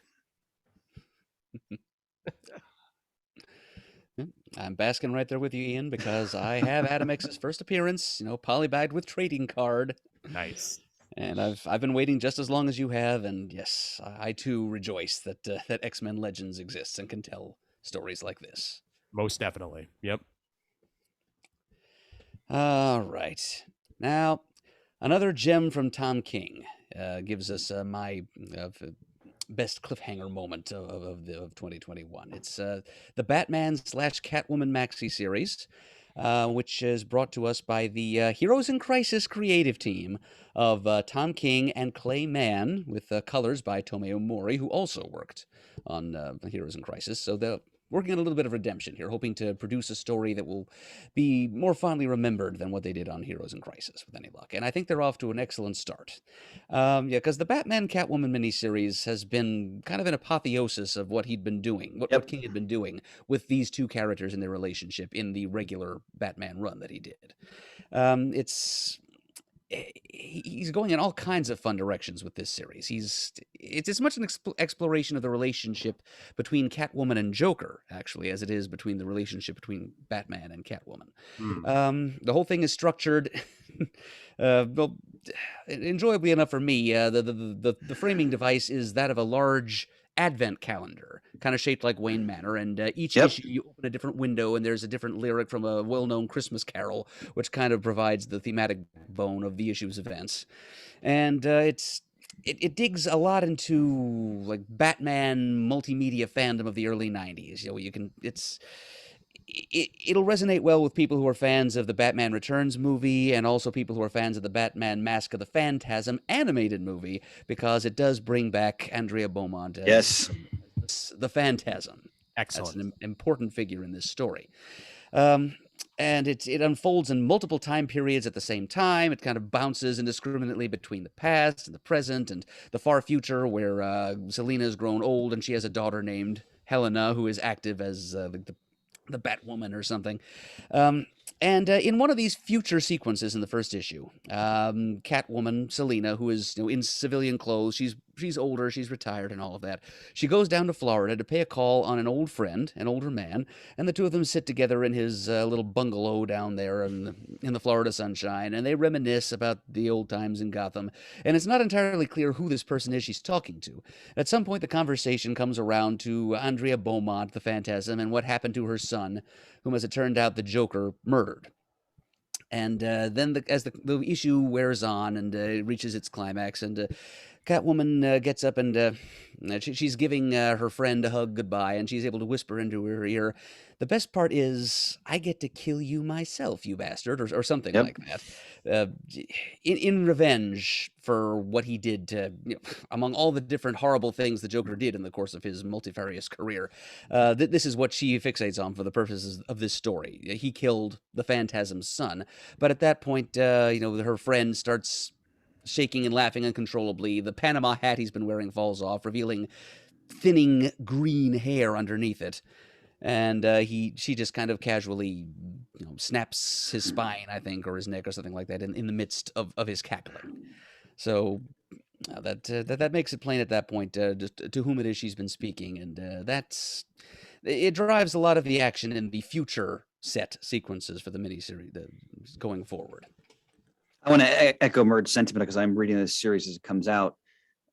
It's superb, and it's a book I'm going to read again when it comes out in trade because there's just so much going on. And again, I think King's work is just it really, you really appreciate it even more when you read it in like one or two sittings. So if I fell behind a long time ago in a galaxy far, far away in Tom King's Batman run, could I just read this 12-issue series and be satisfied, or do you think it would be worth? I would have to first read all that Batman.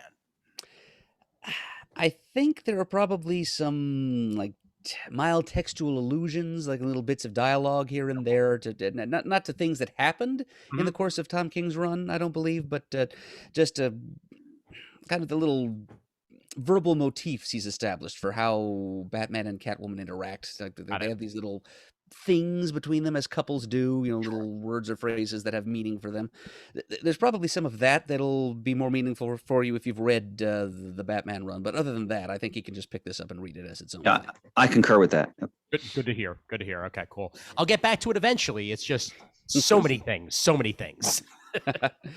I hear you, Ian. I've only read about the first 3 issues of the aforementioned X-Men Deadly Genesis miniseries, for example. Well, there you go. And that was 2006. So yeah, I get falling behind. Don't worry. The time bubble. Yes, indeed. All right. Oh, I guess that brings us up to the listeners' nomination here for Best Cliffhanger a Moment. And their choice was the 11th issue of Strange Adventures, in which Adam Strange's wife Alana is forced to take extreme measures. Yes, she does. We'll leave it at that. Yeah. So anyway, that makes the nominees in Best Cliffhanger a Moment. The emergence of a new Radiant Black in Radiant Black number 4. Adam X, the Extreme, is officially a Summers brother in X-Men Legends number 1. Catwoman and Joker share a moment in Batman Catwoman number 1. And Alana Strange does the thing in Strange Adventures number 11. Excellent. Okay. So now we are on to best storyline, I believe, and let's roll that over to Murd. You want to start us off? Okay, my choice is it's a DC Comics thing that I'm calling simply "The Multiverse is Out There." Okay. I am just gonna straight up go with the 6-issue arc that was Infinite Frontier. All right. Well, actually, that's significant overlap with my thing because the idea is it's the running subplot throughout a variety of different DC titles that the multiverse exists and people know about it. Mm-hmm. So a lot of that played out in Infinite Frontier, actually. Yeah, I had a different choice, but after seeing what that choice went to in 2022, I couldn't, with good faith, nominate it for 2021. Yeah, beyond looking at you, and I'm gonna have thoughts on the next comic talk. But enough said. Anywho, Chris, what's your pick for best storyline? I don't know if this actually has an official title, but it's the current Charles Soule run on Star Wars, which is an epic arc of basically the rebellion on the run in the wake of The Empire Strikes Back. So I'll talk about it more when we get to my turn. But Okay, Does it have an official title, or is it just? I'm not sure. I don't have the books in front of me. Hell of a great storyline, though. Okay. I think for our purposes here, we'll use the working title "Rebellion on the Run." Then Sounds great. that'll do. All right, Murd, go ahead, and I'll get a little bit more specific afterwards. Okay. Okay. So this is an idea that emerged in the DC universe in the wake of Dark Knight's death metal, which is kind of Scott Snyder's big rock operatic conclusion to his ongoing exploration of the DC multiverse and also the dark multiverse that exists under its slimy underbelly. In the wake of that, a new, retooled DC multiverse emerges, an infinite multiverse, very much like the original one. And we no longer have just like 52 carefully numbered and bagged and boarded universes out there.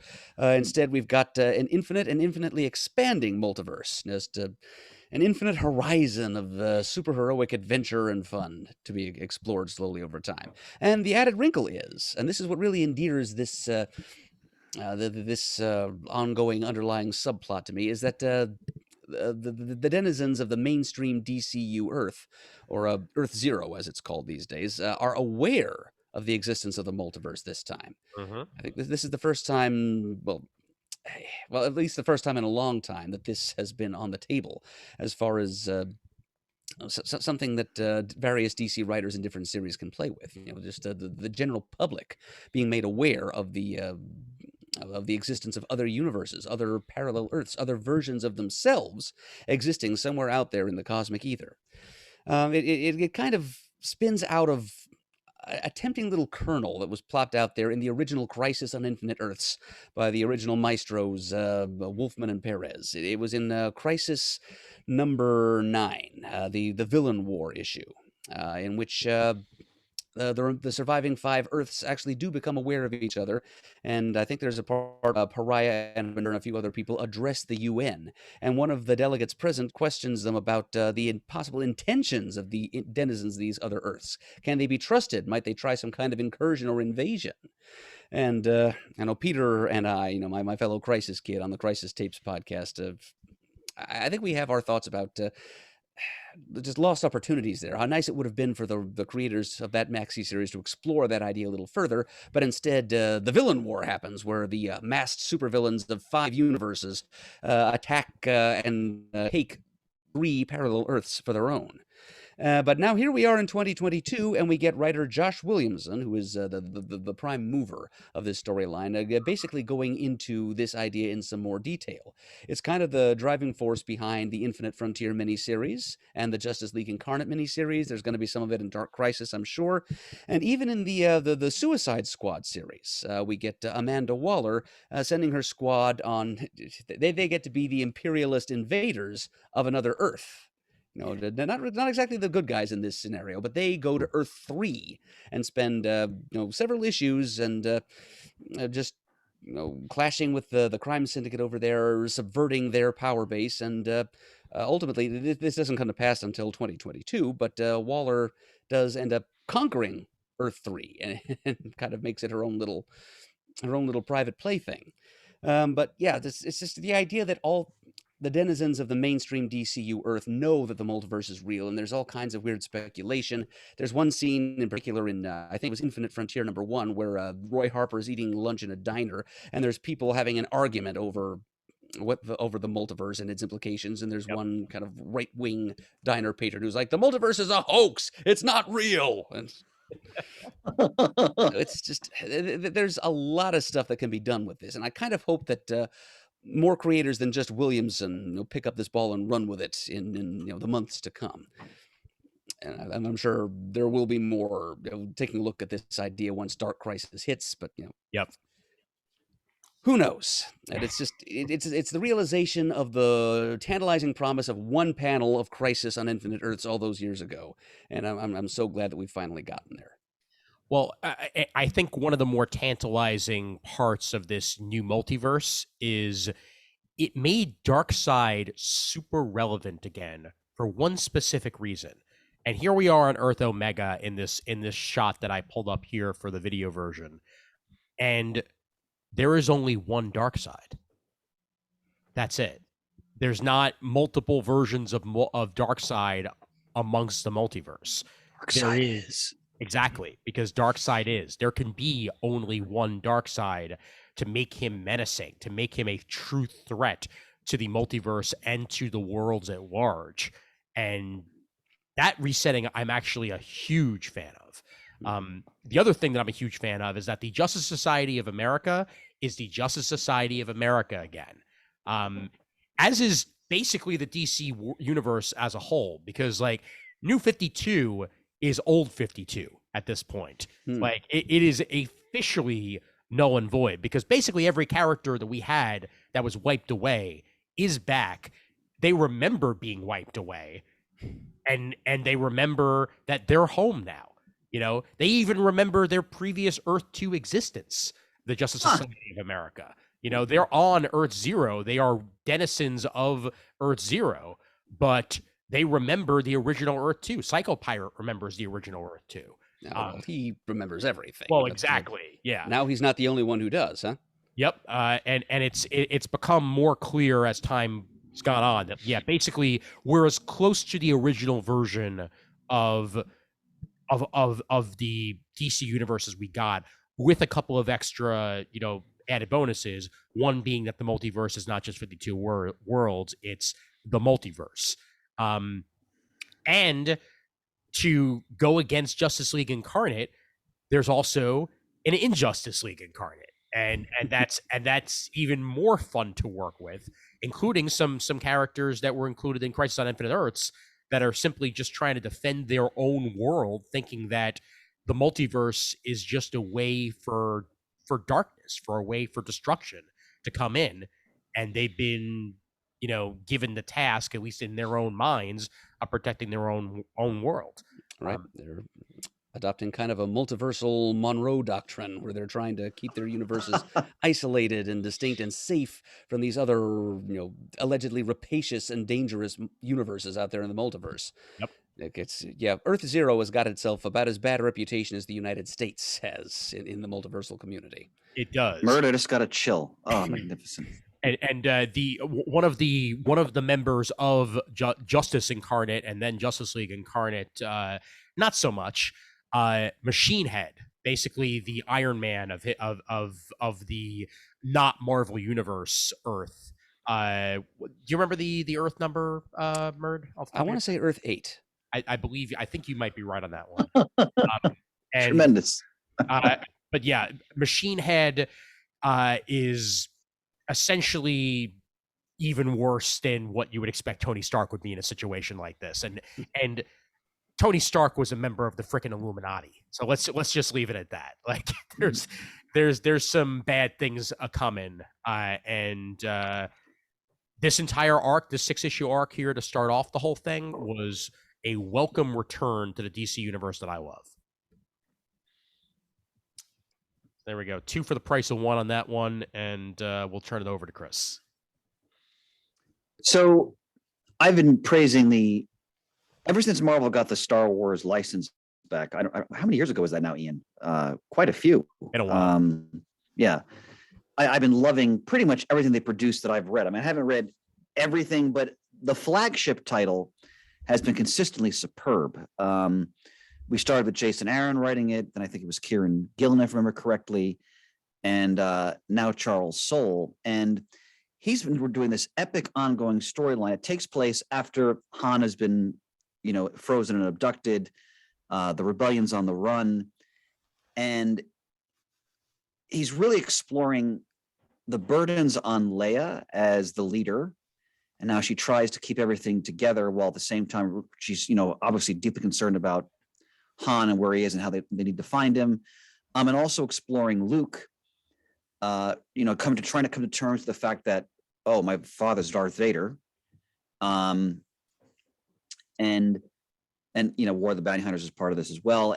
And also just they really explore the strain on the rebellion of trying to stay one step ahead of the Empire. And they really emphasize, he really emphasized two things: how omnipresent, vast, and powerful the Empire is, and really how small the rebellion is in comparison, and how their fleet's like broken up into what they call these divisions, the Rebel Alliance, and how they're all trying to find each other and trying to stay ahead of like Imperial sub spies, and their fleets are being pursued. And if you love Star Wars, this storyline is just classic. It's gripping. They have the characters down pat, Lando, Chewie, etc. But it like, one of the great things about the Star Wars comic that I always enjoyed is when they really go to periods of the story that we get glimpses of in the movies, or we kind of like extrapolate like what actually happened, and then they're taking you really into that in depth. And this storyline by Soul and it's still going right now through 2022, has been just terrific. And any Star Wars fan, I can't recommend his run on the book enough, because it's a period that I find very interesting. That whole sort of Empire Strikes Back era, before Return of the Jedi, and they really go into the desperation of the rebellion situation, and really how what they're doing is their chances are really so small in terms of them actually succeeding or winning. It's just great Star Wars comics. Excellent. And the listeners. From the listeners, we get our first tie of the evening, actually. Ooh. And it is a tie between Batman Fear State and Nightwing Leaping into the Light, which is the first arc of the current excellent Tom Taylor and Bruno Redondo run on the Nightwing. God, that artwork. Excellent. Yep. And so since that there are two listener nominees there, essentially, I think what I'm going to do is go ahead and fold Ian's and mine together into a single nominee, because it's pretty much the same idea. It's multiverse stuff in the DC universe. Mm-hmm. So from Chris, we've got from the Star Wars titles what we're going to call Rebellion on the Run. From Ian and myself, it's going to be the Infinite Frontier JL Incarnate Connection. And from the listeners, we've got Batman Fear State and Nightwing Leaping into the Light. Those are your nominees for Best Storyline, and we are now halfway through, folks. 8 out of 16. Terrific. All right, and onward then to Best Sleeper or Surprise Hit. I'll start us off with Frontiersman. All right. Excellent choice. Chris, is this one of the ones for which... Actually, I picked something while we were sitting here. Terrific. Okay. Primordial. Okay. Excellent. That works just fine. Yeah. And my nominee will be The Flash. Terrific. So yeah, Frontiersman is a comic out of Image that is an ongoing that is currently doing its best to continue to be an ongoing. I know that the last couple of months its release has been a little bit sporadic, but they are continuing to try to keep it coming out on a somewhat regular basis. Written by Patrick Kindlin, with art by Marco Ferrari, and I would describe this to anybody as Green Arrow's Dark Knight Returns. This is a retired, like environmentalist, friendly superhero. Yeah, like a 60s liberal conscience activist kind of guy. Exactly. Like I could easily see him running around America on a motorcycle, doing his best to try to, keep trees from being torn down. And here he is essentially drafted back in to help a world that he feels has left him behind. But the call has been put out for him to do right once again, and he has to really ask the question: do I belong here, or is my time gone? And we get that a pretty good depth of character in the 5 or 6 issues that have come out so far with the series. And really, it's a new series that feels old in a way, because it plays upon existing tropes and norms for superheroes, while at the same time also crafting an entirely new universe. And I barely even knew that this book was coming out. I'm sure we probably mentioned it on previews, but reading through it, I was incredibly pleasantly surprised with what I had. And volume 1 was solicited not too long ago. I believe it probably is on the stands right now at comic shops. So if you do want to try to catch up, that's a place to do it. And there's also a one shot that's coming out not too far from now as well, that we mentioned on our recent previews. But yeah, go ahead and check Frontiersman out and see if it's your type of hero, because I certainly think that it's mine. So that's why it was my sleeper surprise hit, because I did not see it coming. I'm next, right? Yeah. Okay, so thanks, honey. So I mentioned this book on the air before. So this miniseries started in 21, but then it just ended in the past month or so, 6 issues. Yeah. I chose it for sleeper because I know Jeff Lemire is a superb writer. Andrea Sorrentino is an artist I admire, who I'll mention later as well. But I didn't know what to expect with this. I mean, it was a Cold War story, so I'm already captivated by the historical time period they're going to be addressing. And it was obviously in the context of the space race. Look at that page. But what affected me was, 2 years ago, I became a dog owner. And I grew up with my grandparents had a dog. I love dogs, but I never owned a dog. We got a dog 2 years ago. And the premise of the story is, so the Soviets launched Laika the dog as a test for orbiting the Earth. And of course, in actual history, Laika died in orbit. Sure. And the United States launched some, I think, chimpanzees, right? Mm-hmm. Ham, the chimpanzee. Yes, into space. Also didn't return and perished. So the whole premise of this book is, what if those animals not only didn't die, but sort of had, shall we say, first contact experience, and then decades later they return. And I was, again, I'm not going to spoil too much, but I was unexpectedly deeply moved by this book. First of all, the artwork is amazing. Oh yeah. Absolutely amazing.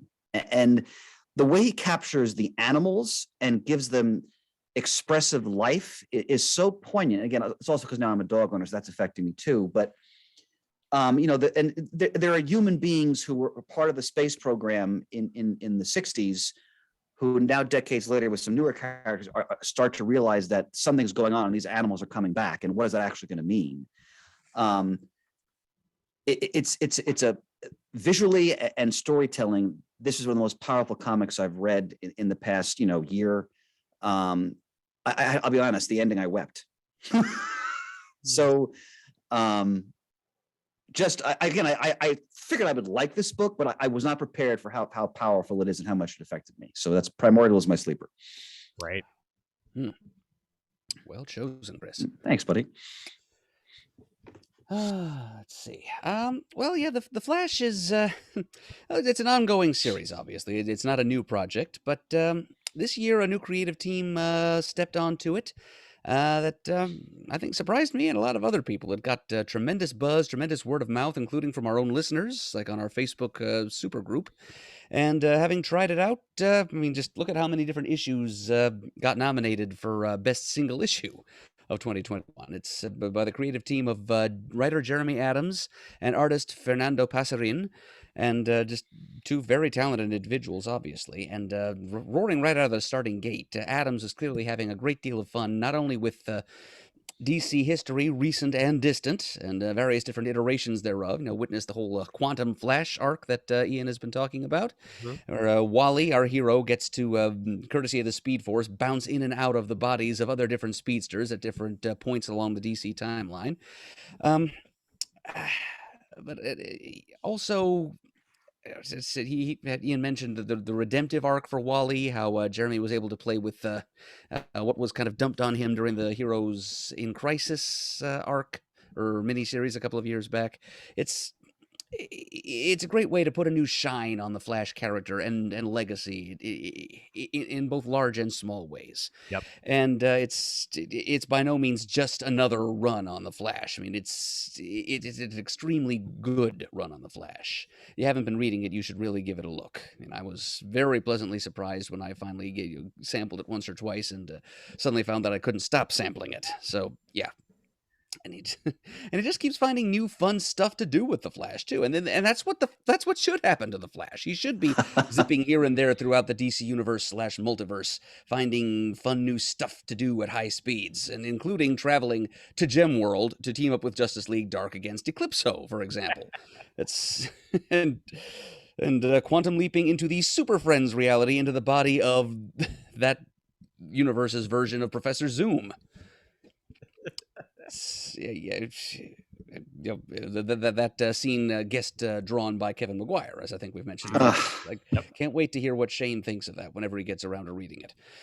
But yeah, that's it was a very pleasant surprise, and that makes it eligible as a sleeper hit. So I'm putting that on the ballot under my name. Definitely.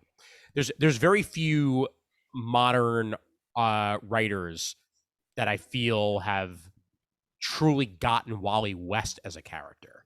Like Barry had his redemption over the past couple of years in the right hands, but Wally's a harder character to get because he is that legacy character, but at the same time he's also so well established with what Wade did before and what have you, and I think Jeremy Adams gets him just right, and it's great to see.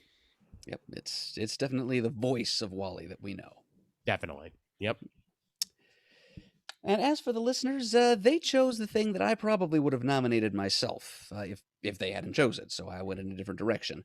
But their nominee is Stray Dogs, that Image Comics miniseries by former My Little Pony artist Tony Fleeks. I believe he's the writer here, though. I think somebody else provided the artwork, whose name is not coming to me at the moment. But it's drawn in a kind of a Don Bluth style of like animation art, and it's I think best described as like Seven meets Memento meets All Dogs Go to Heaven. It's about a small group of dogs who have come into the possession of a man who is secretly a serial killer, whose MO is to track down young single women who own dogs, kill them, and take their dogs into his home. He's Yikes. basically hoarding the dogs of his victims. And then these dogs kind of slowly and horrifyingly come to the realization of the true nature of their new master. And it plays with the best theories that we currently have among animal behavioral science as to how canine memory works, i.e. that it doesn't work the same way that human memory does. It tends to be shorter term and it's spotty, and the images kind of blink in and out of the dog's awarenesses. And so it's an added level of horror that they're living with this horrible person, but they can't hold their own memories together long enough to really invest. That sounds fascinating, Murd. Wow.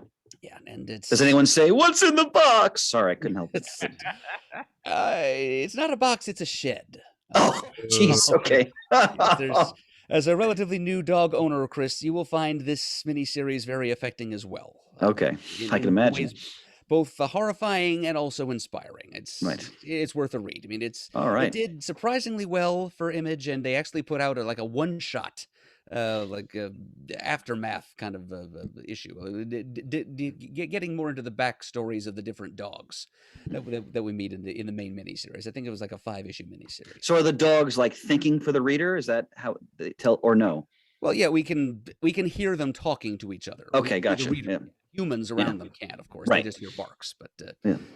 yes, the dogs have distinct personalities. It's Nice. it's a great concept and it's a great execution also. So yeah, Mm. I definitely agree with the listeners. This was a good way to go. It was surprisingly popular and surprisingly profound and affecting. And like I said, I would have nominated it myself, but the listeners beat me to it. So it's on the ballot either way. And Murd, the artist, would be Trish Forstner. Okay, thank you, Ian. Yep. Okay. So there's your nominees for Best Sleeper or Surprise Hit of the Year. Primordial, Frontiersman, The Flash, Stray Dogs. Okay. And from there, Best Ongoing Comic. Yeah, Nightwing. Okay. Chris, if our choices here coincide, I do have a backup already in mind. But Okay. I'm going to say Iron Man. I also chose Iron Man. All right, then I back that up immediately. I will instead slot in Eternals. But Murd, I'm honored we have the same choice. Mm-hmm. Great. So I'm a Nightwing fan, but I haven't enjoyed an ongoing Nightwing series like this in a very long time, probably since Peter Tomasi was on the book.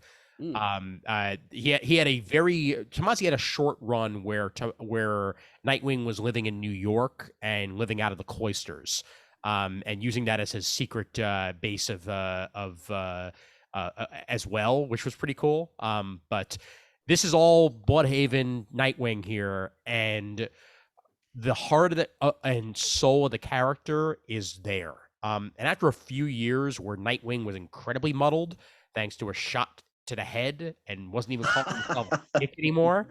Yeah, good old Rich Grayson is a thing of the past. Right. Even though Dan Jurgens was writing a decent amount of that, no thanks. Tom Taylor takes Nightwing back to basics, and it works. Not only is the artwork absolutely gorgeous, but we get the supporting characters back where they belong as well. Barbara Gordon's all over this book, mainly as Oracle, as well it should be, even if she's Indeed. days. She's taken on the Oracle role a lot more in DC Comics, and I have no problem with that whatsoever. And Dick recently inherited a decent amount of money, as in the comics, as of about 2 years ago, Alfred Pennyworth passed away.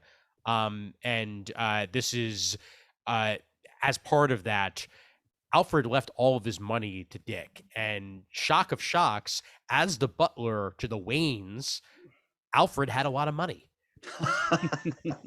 And rather than keep it for himself, Dick Grayson goes forth and decides he's going to give this to who needs it. And he establishes the Alfred Pennyworth Foundation. And it's his mission to distribute the wealth to anyone in need, anybody who deserves it, and to basically turn his city around.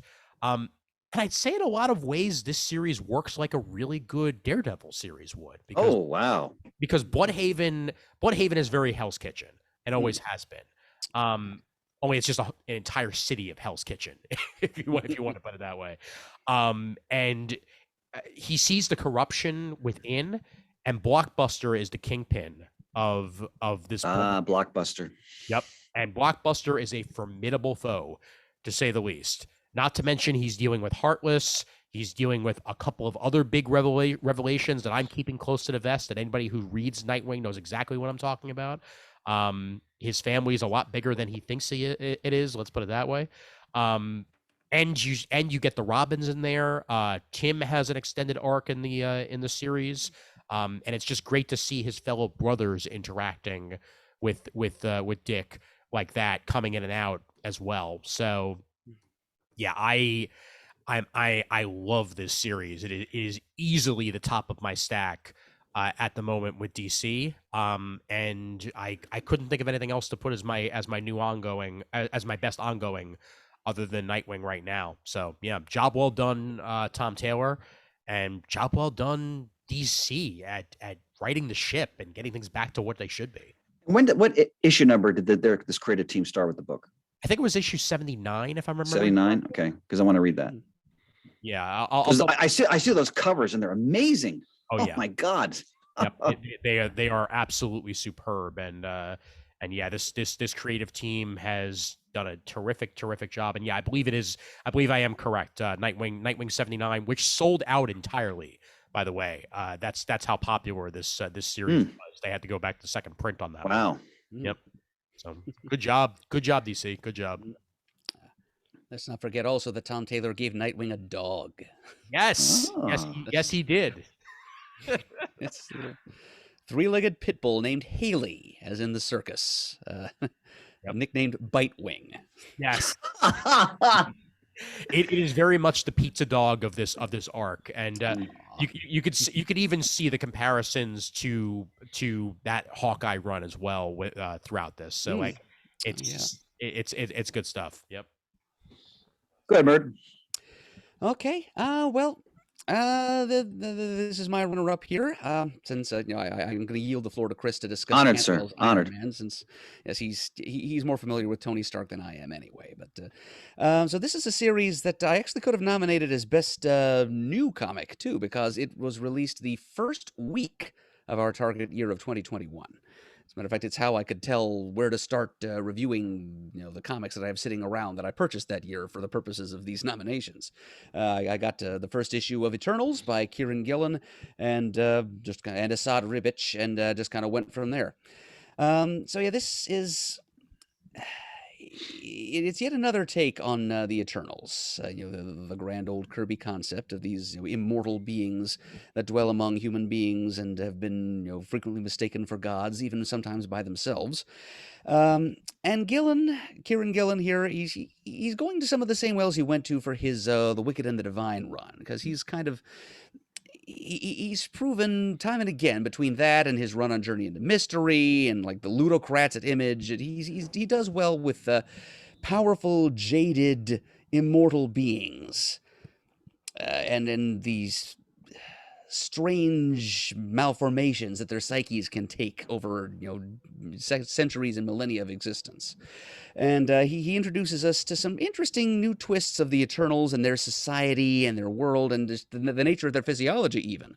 Because something else that probably could have been nominated as best cliffhanger or moment is when the Eternals realize at some point after millennia of existence on Earth that their immortality comes with a certain price, i.e. every time that they are resurrected, a human life somewhere on Earth has to be snuffed out in order to bring them back. And for the more heroic of the Eternals, especially Icarus, this is just a crushing realization.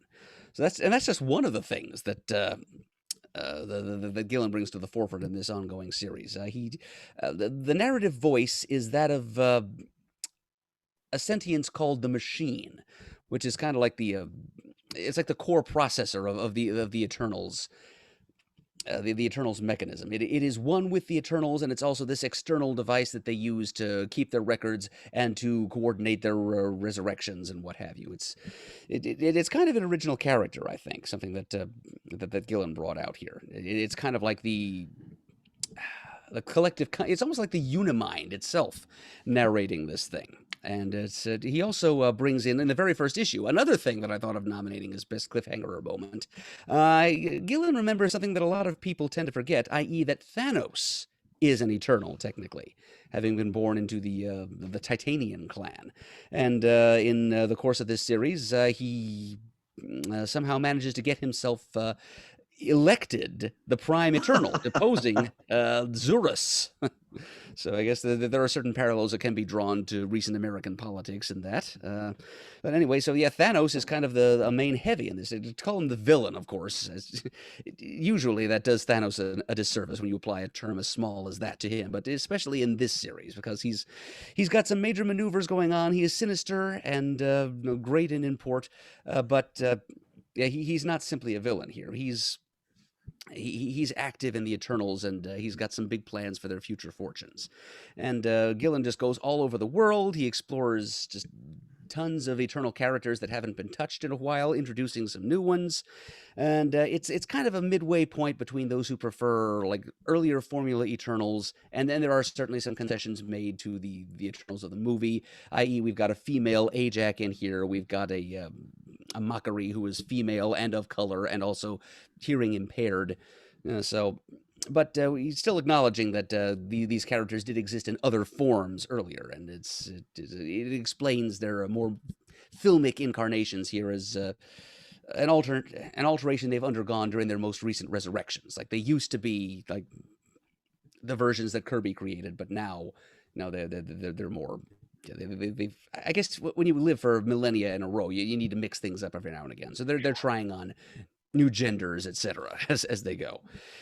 So yeah, it's adopting kind of the same pacing as Gillen used on Wickdiv too, because he'll go for a couple of issues and then he'll take a break like once per quarter and put out like a self-contained one shot, spotlighting one of the Eternal characters.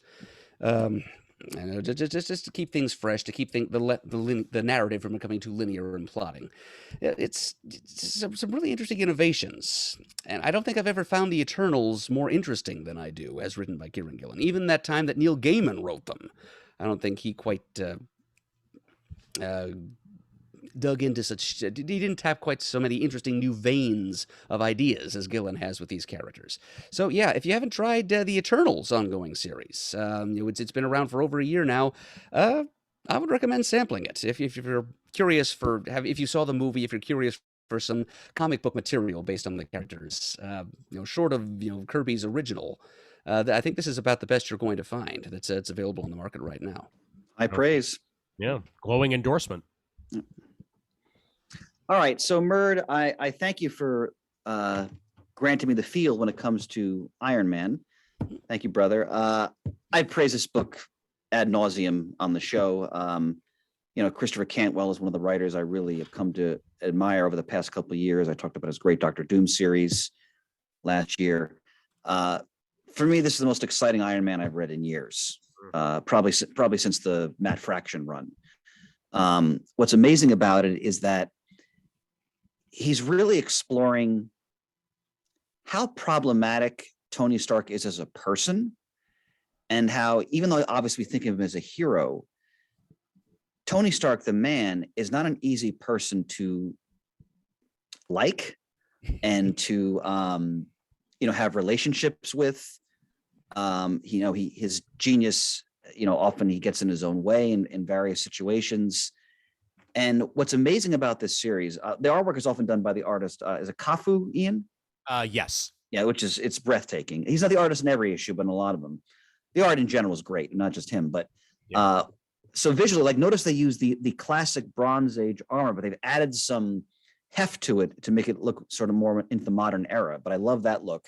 But what my favorite part of this series is how Cantwell uses the character of Patsy Walker, Hellcat. Mm-hmm. And I think he realizes that character in a way she's never been realized before. And she becomes sort of like, she almost acts like as a proxy for the audience, trying to find ways to both tolerate Tony, help Tony, and ultimately love him. And it's a fantastic, like they really established that there are chemistry. The writing is sublime in this book. And they really established that there is chemistry between the two of them, despite the fact that she finds him often infuriating in a variety of ways. And the book has some fun with that, but it's also, very serious and sober, no pun intended there, in that it really explores, as Tony gets involved in these various situations, how difficult he is as a person. Oh, yeah. And how, while he is a hero, in many ways, that's despite who he really is. And, that they explore like his relationship with Rhodey, like Ian has a page up right up about that. And like the current storyline with Korvac is just mind blowing. I mean, I've said this many times in the air. This is like next level Iron Man. Like they're taking all the Iron Man concepts and they're doing things with it that we've never really seen before. Or we've seen aspects, but like he's exploring Tony's addiction in a different way, and his relationships with people from his past, and how, you know, even the people who've known him a lot, like for many years, like there's one little great scene with like the Wasp, for example. Like they love him, but he's radioactive, and like we're only gonna, like, you know, kind of get in your orbit so much to that degree, because whenever we get too much into a gravitational pull, we get burned. And Patsy is like the new person trying to navigate that gravitational pull that is like Tony Stark. Yep. And it's some of the, and you are, man, producer of the year. So, and Patsy is really trying to understand him and be there for him. And it's some of the best writing I've seen in recent years of comic when it comes to trying to capture the difficulties, intricacies of a problematic person and having essentially an intimate relationship with that person. Yeah. So, like I was saying before, this is an Iron Man comic, but it's transcending the genre again. And plus they have him, like he assembles like this team to fight Korvac, like the Gargoyle, and like he makes it all work, like Misty Knight, and like, is it Leapfrog Murd with the eyes, you never see his face, and the frog mask? Yep, it's the Fabulous Frogman. Yeah, but and also Ben Reilly, and Ben Reilly's there. Yep. And it all works. So I think it's easily the best Marvel title coming out monthly right now. Nice. Yeah, there are some phenomenal explorations of Tony's many idiosyncrasy is perhaps too gracious a word, but as you said, Chris, he's a difficult person, and among one of his many problems is he's got a bit of a god complex. So and they're exploring that right now in a very literal way, because he's becoming literally a god. And it's he wrestles not good. with Korvac for the power cosmic, and he comes away with the power to literally and arrogantly re-engineer the entire universe in his image. And you can imagine how that works out. So, but Campbell has fun with that. Like, there's also a lot of good humor in this book. I should have mentioned that earlier. There's a great, even though it's tackling a lot of heady themes, it never forgets the comedy. Like, because, you know, Tony Stark has great wit, and he often you know, puts himself in these absurd situations, and he really has fun with that too. So there's humor there also. Oh yes, absolutely, yes. He doesn't get too portentous at any point. You know, he does remember at some level the comics are supposed to be fun. Yes. So he doesn't get too heavy with the heavy stuff, and he delves into the history, but doesn't get too heavy. Oh God, yeah. Yeah. That's because there's one very enjoyable side arc where, you know, of course, you know, this is near and dear to my heart, Chris, where in the midst of the battle with Korvac, Tony accidentally gets shunted to this alien planet. Oh God, he falls in with this colony of survivors, just like castaways from various worlds. There's a couple of Kree in there, some Shi'ar, and some people from Earth. The leader of this colony is Wilbur Day, the Stilt Man. So good. So good. And his aide-de-camp is a character called Avro X, whom Cantwell exhumed from a single issue of Marvel Fanfare back in the 80s. A Canadian superhero. Yep. Yes. Phenomenal. With all the A's and boots. And they have to, and Tony slowly unravels the mystery of this planet they're on, which is populated by these man-eating Ultimos. Ian uses it because it's kind of like a riff on Attack on Titan. Okay. Yeah, that's a good point. Good point, Murd. I'm down with that. And during that side story, what's also great is that in previous battle, Tony essentially suffered a broken neck, so he can't take his helmet off. And he's also now basically overdosing on morphine. So they also are going in like another form of addiction. Yeah, this is tremendous book. It's tremendous because there's nothing quite like an alcoholic that a new drug of choice. That's correct. Yeah. Unfortunately, he's got that new relationship with Patsy that you've been touting here, Chris. To help him work through that. Yep. So yes, on level of plot, character, just widescreen cosmic superhero action, it satisfies immensely. This book does. All right. So, and the listeners, for their part, well, their runner-up was Iron Man, actually. So we're all Hmm. kind of on the same page there. But their foremost choice, though the winner of the listener nomination, is "Something Is Killing the Children" from Boom Hmm. Studios, Nice. as written Wow. by James Tynan the Fourth. Something is killing the children. Yes, that in that tone of voice, exactly. That's Oh yeah. God, Levinson just got like that Camp Crystal thing going on there. Holy mackerel. It's the only way to say it. It's the only way to say it. Only way to say it, Chris. so. We have that book in that voice, and we also have Eternals, Nightwing, and Iron Man. Those are your nominees for Best Ongoing Comic of 2021. Excellent. All right, onward to best graphic novel or trade. Chris, I know you need to leave soon, so how about we tackle yours first? Honored, brother. Yeah, I apologize to the audience. I have a mundane domestic duty. I have to pick up my son at his job. But have no fear. L. Levinson will read the rest of my nominees. Mm-hmm. Okay, so this was one of the easiest for me. Reckless, Brubaker, Sean Phillips. There are actually two graphic novels. They're really on all cylinders. They actually released two of them in 21, and the third has since come out in 22. There's another one on the way, but I chose the first one, Friend of the Devil. That's my choice. All right. OGN. Murd? This category is always a little iffy for me. I'm always a little embarrassed by the relative paucity of graphic novels and such. You I could use that consume word. personally Tremendous. here. No worries. But so I'm kind of punting here, and I'm saying Cuphead, Volume 2. There you go. And I went with Tales from the Umbrella Academy. You Look Like Death, Volume 1.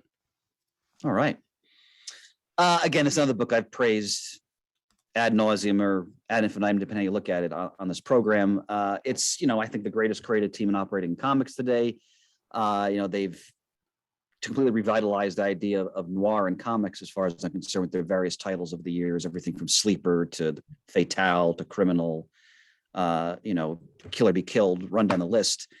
And this is a ongoing series of original graphic novels, beautiful hardcover editions, following a sort of like a refugee from, let's say, the late 60s or early 70s zeitgeist, who has a past, and he now acts as like a troubleshooter for people who have problems that can't be resolved essentially by the authorities. And his last name is actually Reckless, which is just great, because they're also riffing on like the great sort of like pulp novels of like the 70s too, that you'd like get like a for drugstore spinner rack or something like that. So it's just this character, and he has a female assistant. His headquarters is a movie theater, which is awesome. So they're also playing like old films, and it's just him navigating the California world of like the 1970s. They go in the 1980s. So the first couple of books, like there's like a mysterious cult, and there's like all the kind of things you'd expect from like pulp stories from that era. They go into that, but it's also about a man who is wrestling with the demons of his past and how he's trying to apply his skills in ways that hopefully will at least help some people and do some good. Like, look at that title, 1985 was a bad year. So again, these guys have so mastered just the tone, the language of noir and pulp. There's really nothing better for me. My sensibilities as a reader, this to me is the creative team that has yet to disappoint me in any way, shape, or form with anything they've done. And I think this is these books like the culmination of all the work they've been doing over the past several years now. So yeah, Reckless. I remember this sample page from the previews catalog in which it was solicited, and it did make me want to read this, if only because Brubaker and Phillips are daring to speak out against 80s nostalgia. It must be stopped, people. Nice. All right, excellent. Murd, over to you. Okay, I'll make this quick, folks. This is basically my My Little Pony nomination. It's kind of an idiosyncratic favorite of mine that I know probably not too many other people are going to vote for, but the best I can do is vote my heart. I've actually got a copy of it right here in my hand. It's awesome. Cuphead Volume 2, subtitled Cartoon Chronicles and Calamities. by writers Zach Keller and artist Sean Dickinson, colors by Lauren Affe, and it's the characters from the well-known video game series, who just a little bit ago graduated to their own Netflix animated series. Mm-hmm. It's Cuphead and Mugman and Ms. Chalice and their anthropomorphic pals having wacky adventures on the Inkwell Isles. Oh, I love that artwork. Yep, it's classic 30s style animation, which is exactly Yeah. what the video game is like. It's a painstakingly created video game because they basically created animation cells and found a way to adapt it into video game programming. But here we get to see the adventures of these characters in a somewhat purer form because it's just comics, and it evokes 30s style like rubber hose animation figure drawing beautifully. And I'm just gonna put my microphone aside for a minute while I hold up the graphic novel to the camera in case anybody can actually see it. See, it's Yeah. Oh, yeah. I see what you mean. Absolutely. Yeah. Yep. Yep, even the devil Looks great, himself Murd. is present there.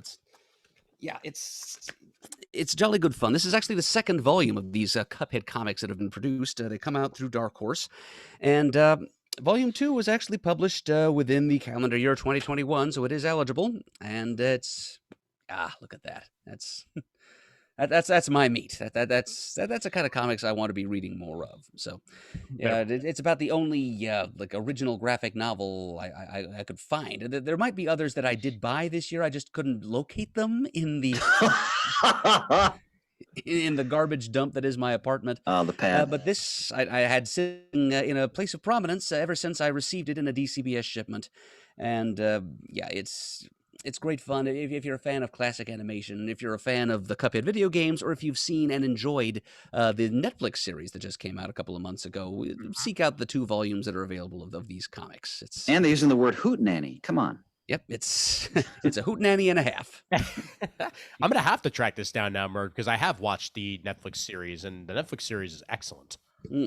Yep, it's more than anything else. I think it's made me more even, I think, than the various Marvel shows that used to be on there. This is making me regret that I don't have access to Netflix. Mm-hmm. Yep, I can imagine. Alrighty. So for my choice here, I went with Tales from the Umbrella Academy, You Look Like Death. This is Gerard Way and Sean Simon, along with I.N.J. Colbert, continuing the stories of the Umbrella Academy. And this one focuses entirely on Klaus. Klaus is Seance. He's a very different character in the books than he is in the show. In the show, he's always chained to their dead brother mainly, and that's like the one spirit that he regularly sees, even though he can interact with others. In the books, he's way more of a junkie, and he's constantly haunted by his hauntings, and is looking for a way out. And this particular series, or at least this particular iteration of it, and I'll share the art here. They do a good job of capturing the spirit of the Umbrella Academy artwork, especially with a different artist this time around. But as you can see, it starts off with number 4, you cannot live here any longer. I'll still get my allowance, right? that encompasses what Klaus is going through here more than anything. It's trippy. There's anthropomorphic animals running around. It's not just the 1/8 this time around. There's multiple. As Klaus tries to make it on his own by slumming with anything that he can possibly slum with, and that's the best way to describe it. It really is a good side story in the world of Umbrella Academy, in between different arcs of the series. And it fleshes out the character in ways that I was hoping that it would. And it still feels like an Umbrella Academy, even though it's only co-written this time around by the creator, as Gerard Way. Gerard Way, thank you. And just overall pleasantly surprised and glad I checked it out. So, Tales from the Umbrella Academy, You Look Like Death. All right. And as for the listeners' 2 cents, they nominated an original work of Barry Windsor Smith, called Monsters, which came out from Fantagraphics during 2021. Terrific. Tremendous artist. Ugh. So there we have it. Nominees for Best Collection or Graphic Album of 2021: Reckless Friend of the Devil, You Look Like Death, Tales from the Umbrella Academy, Cuphead Volume 2, and Monsters by Barry Windsor Smith. All right, excellent. All right, brethren, I have to depart. Ian, thank you for reading my last 6 selections. I will say one thing to the audience. My last 3 are all about a title that I'm sure is going to be all over my nominations for 2022 because it started in 2021. Yep. And I think it's a very special book. I can only imagine that it will be all over your 2022. All right, brothers. We'll talk soon. Murd, thanks again for organizing this. It's always a real treat. Oh, it's an honor and a pleasure, Chris. Yeah. All right. Good night, my friends. Take care. Bye. Good night. Good night. Okie dokie. And we'll wrap this up with the 2 of us here. And this was an entire night and no one got slapped. How about them apples? All right. Let's move on to, that's the only time I'm ever going to mention that on the show, by the way, because I'm so sick and tired about hearing about it. All right. I was already memed up to here by like noon the next day. Seriously. All right. Onward to Best Writer. And I'll start with Chris's nomination. He's discussed it quite a lot during tonight. So he chose Tom King, specifically for Strange Adventures and Rorschach. He did a very good job of explaining it while he was on the show. But at the same time, he's Tom freaking King. The man writes like lightning, basically. Like every year he puts out 2 hits. And sometimes 3 and sometimes 4. So job well done all around for him on that one. Yep, he'll have placed signature treatments on every single character in the DC catalog before he's done. Definitely. All right, what's your pick for Best Writer? Would you mind if I go third?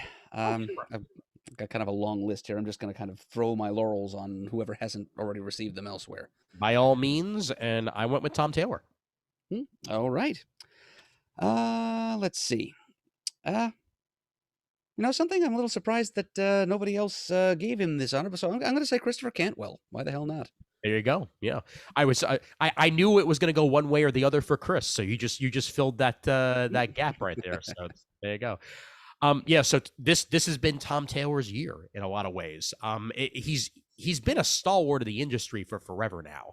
And I guarantee you, was he ever breakthrough talent? I'm trying to think for us, because like I guarantee you he probably has been. But yeah, it sort of sticks in the mind from a couple years ago and a couple years before that and a couple years before that.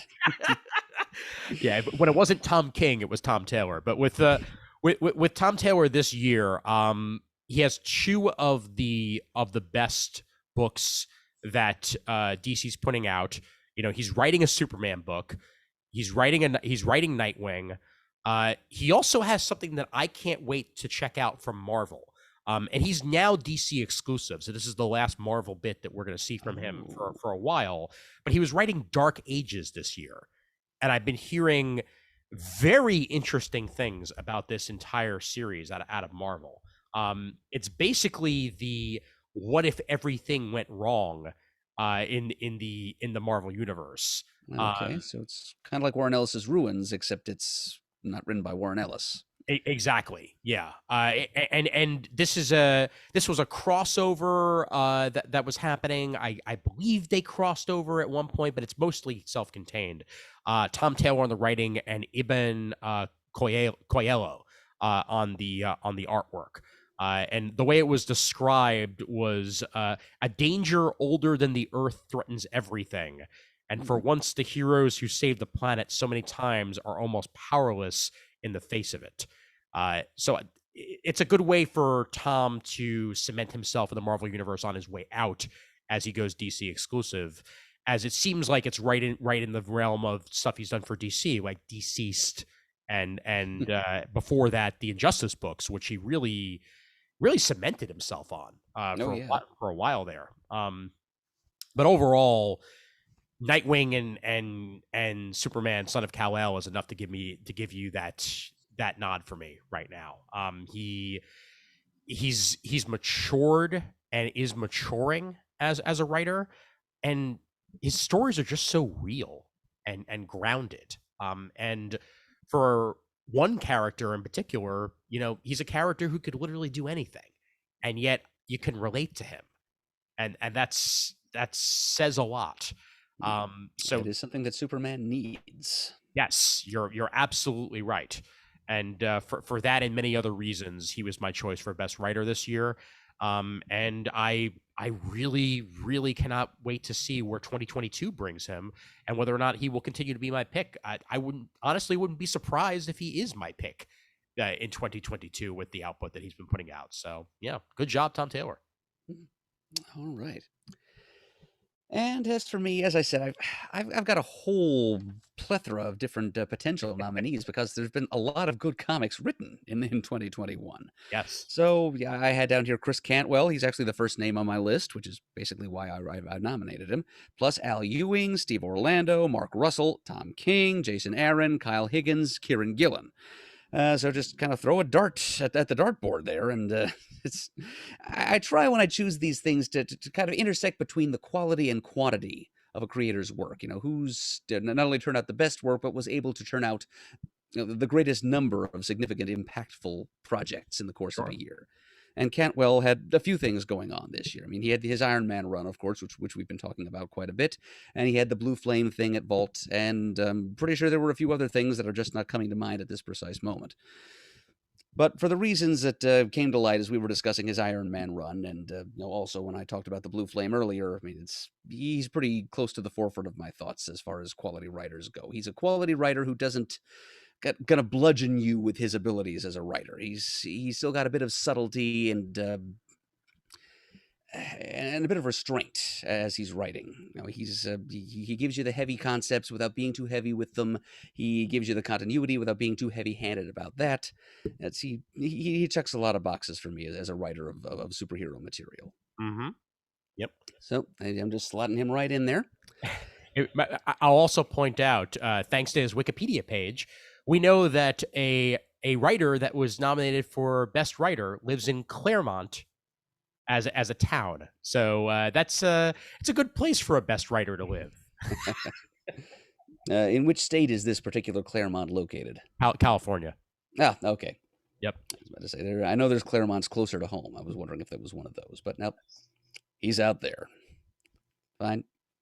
CGS left coast. You got him. Yes, indeed.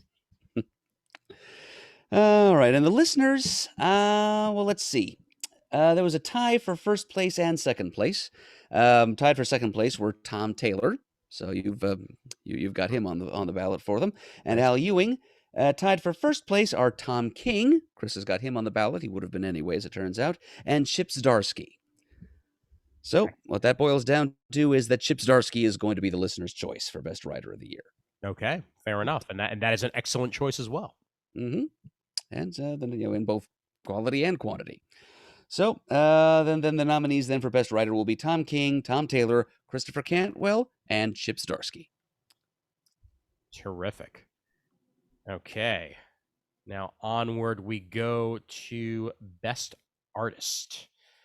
And I went with the other half of Tom Taylor of late, Mr.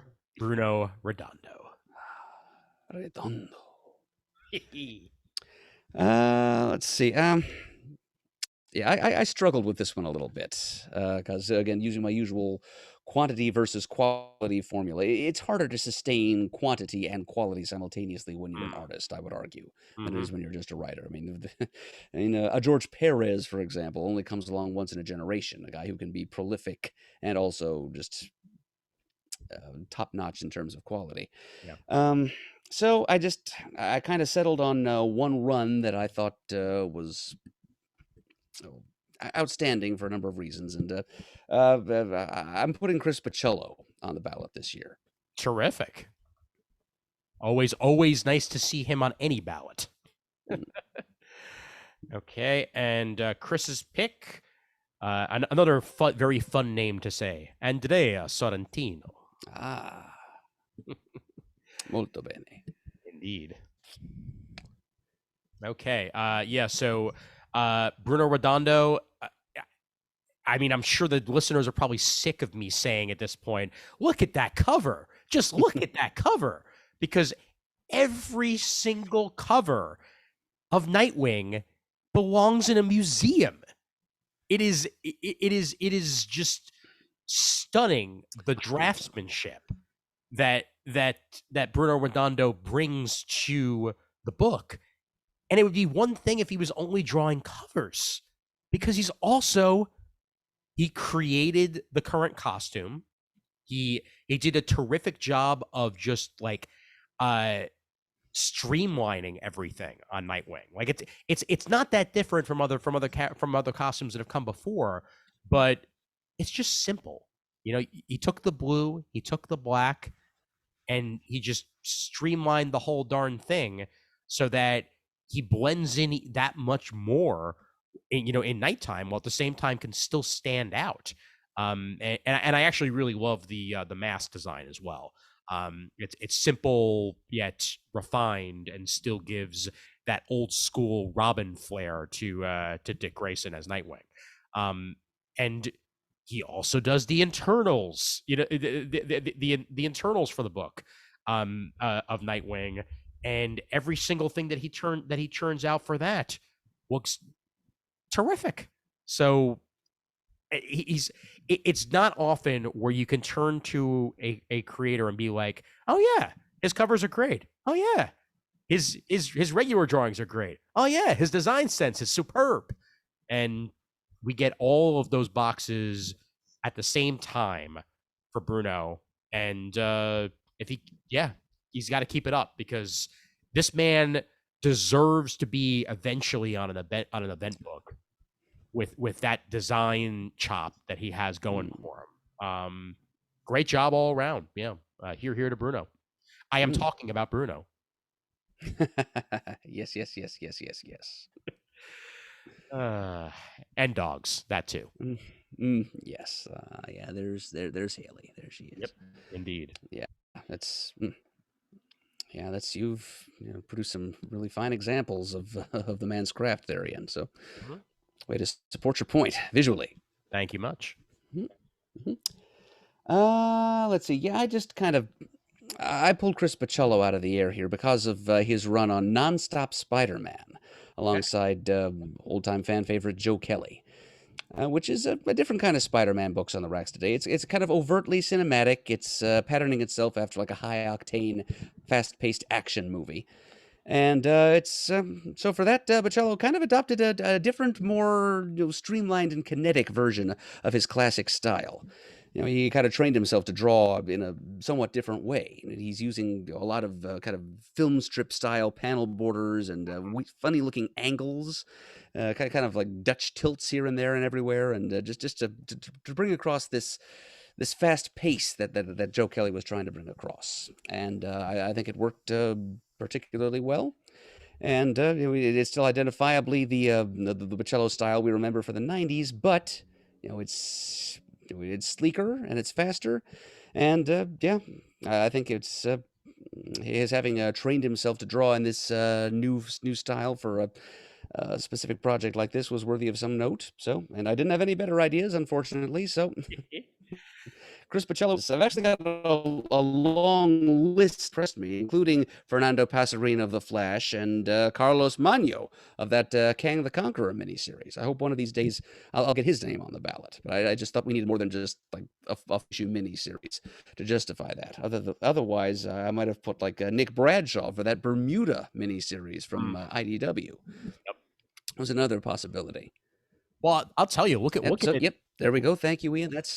Looking at this, you're right. It is very uniquely different than the Chris Bachalo we've seen even on Spider-Man before, because he's, this is far from his first Spider-Man work, but it does look very, very different.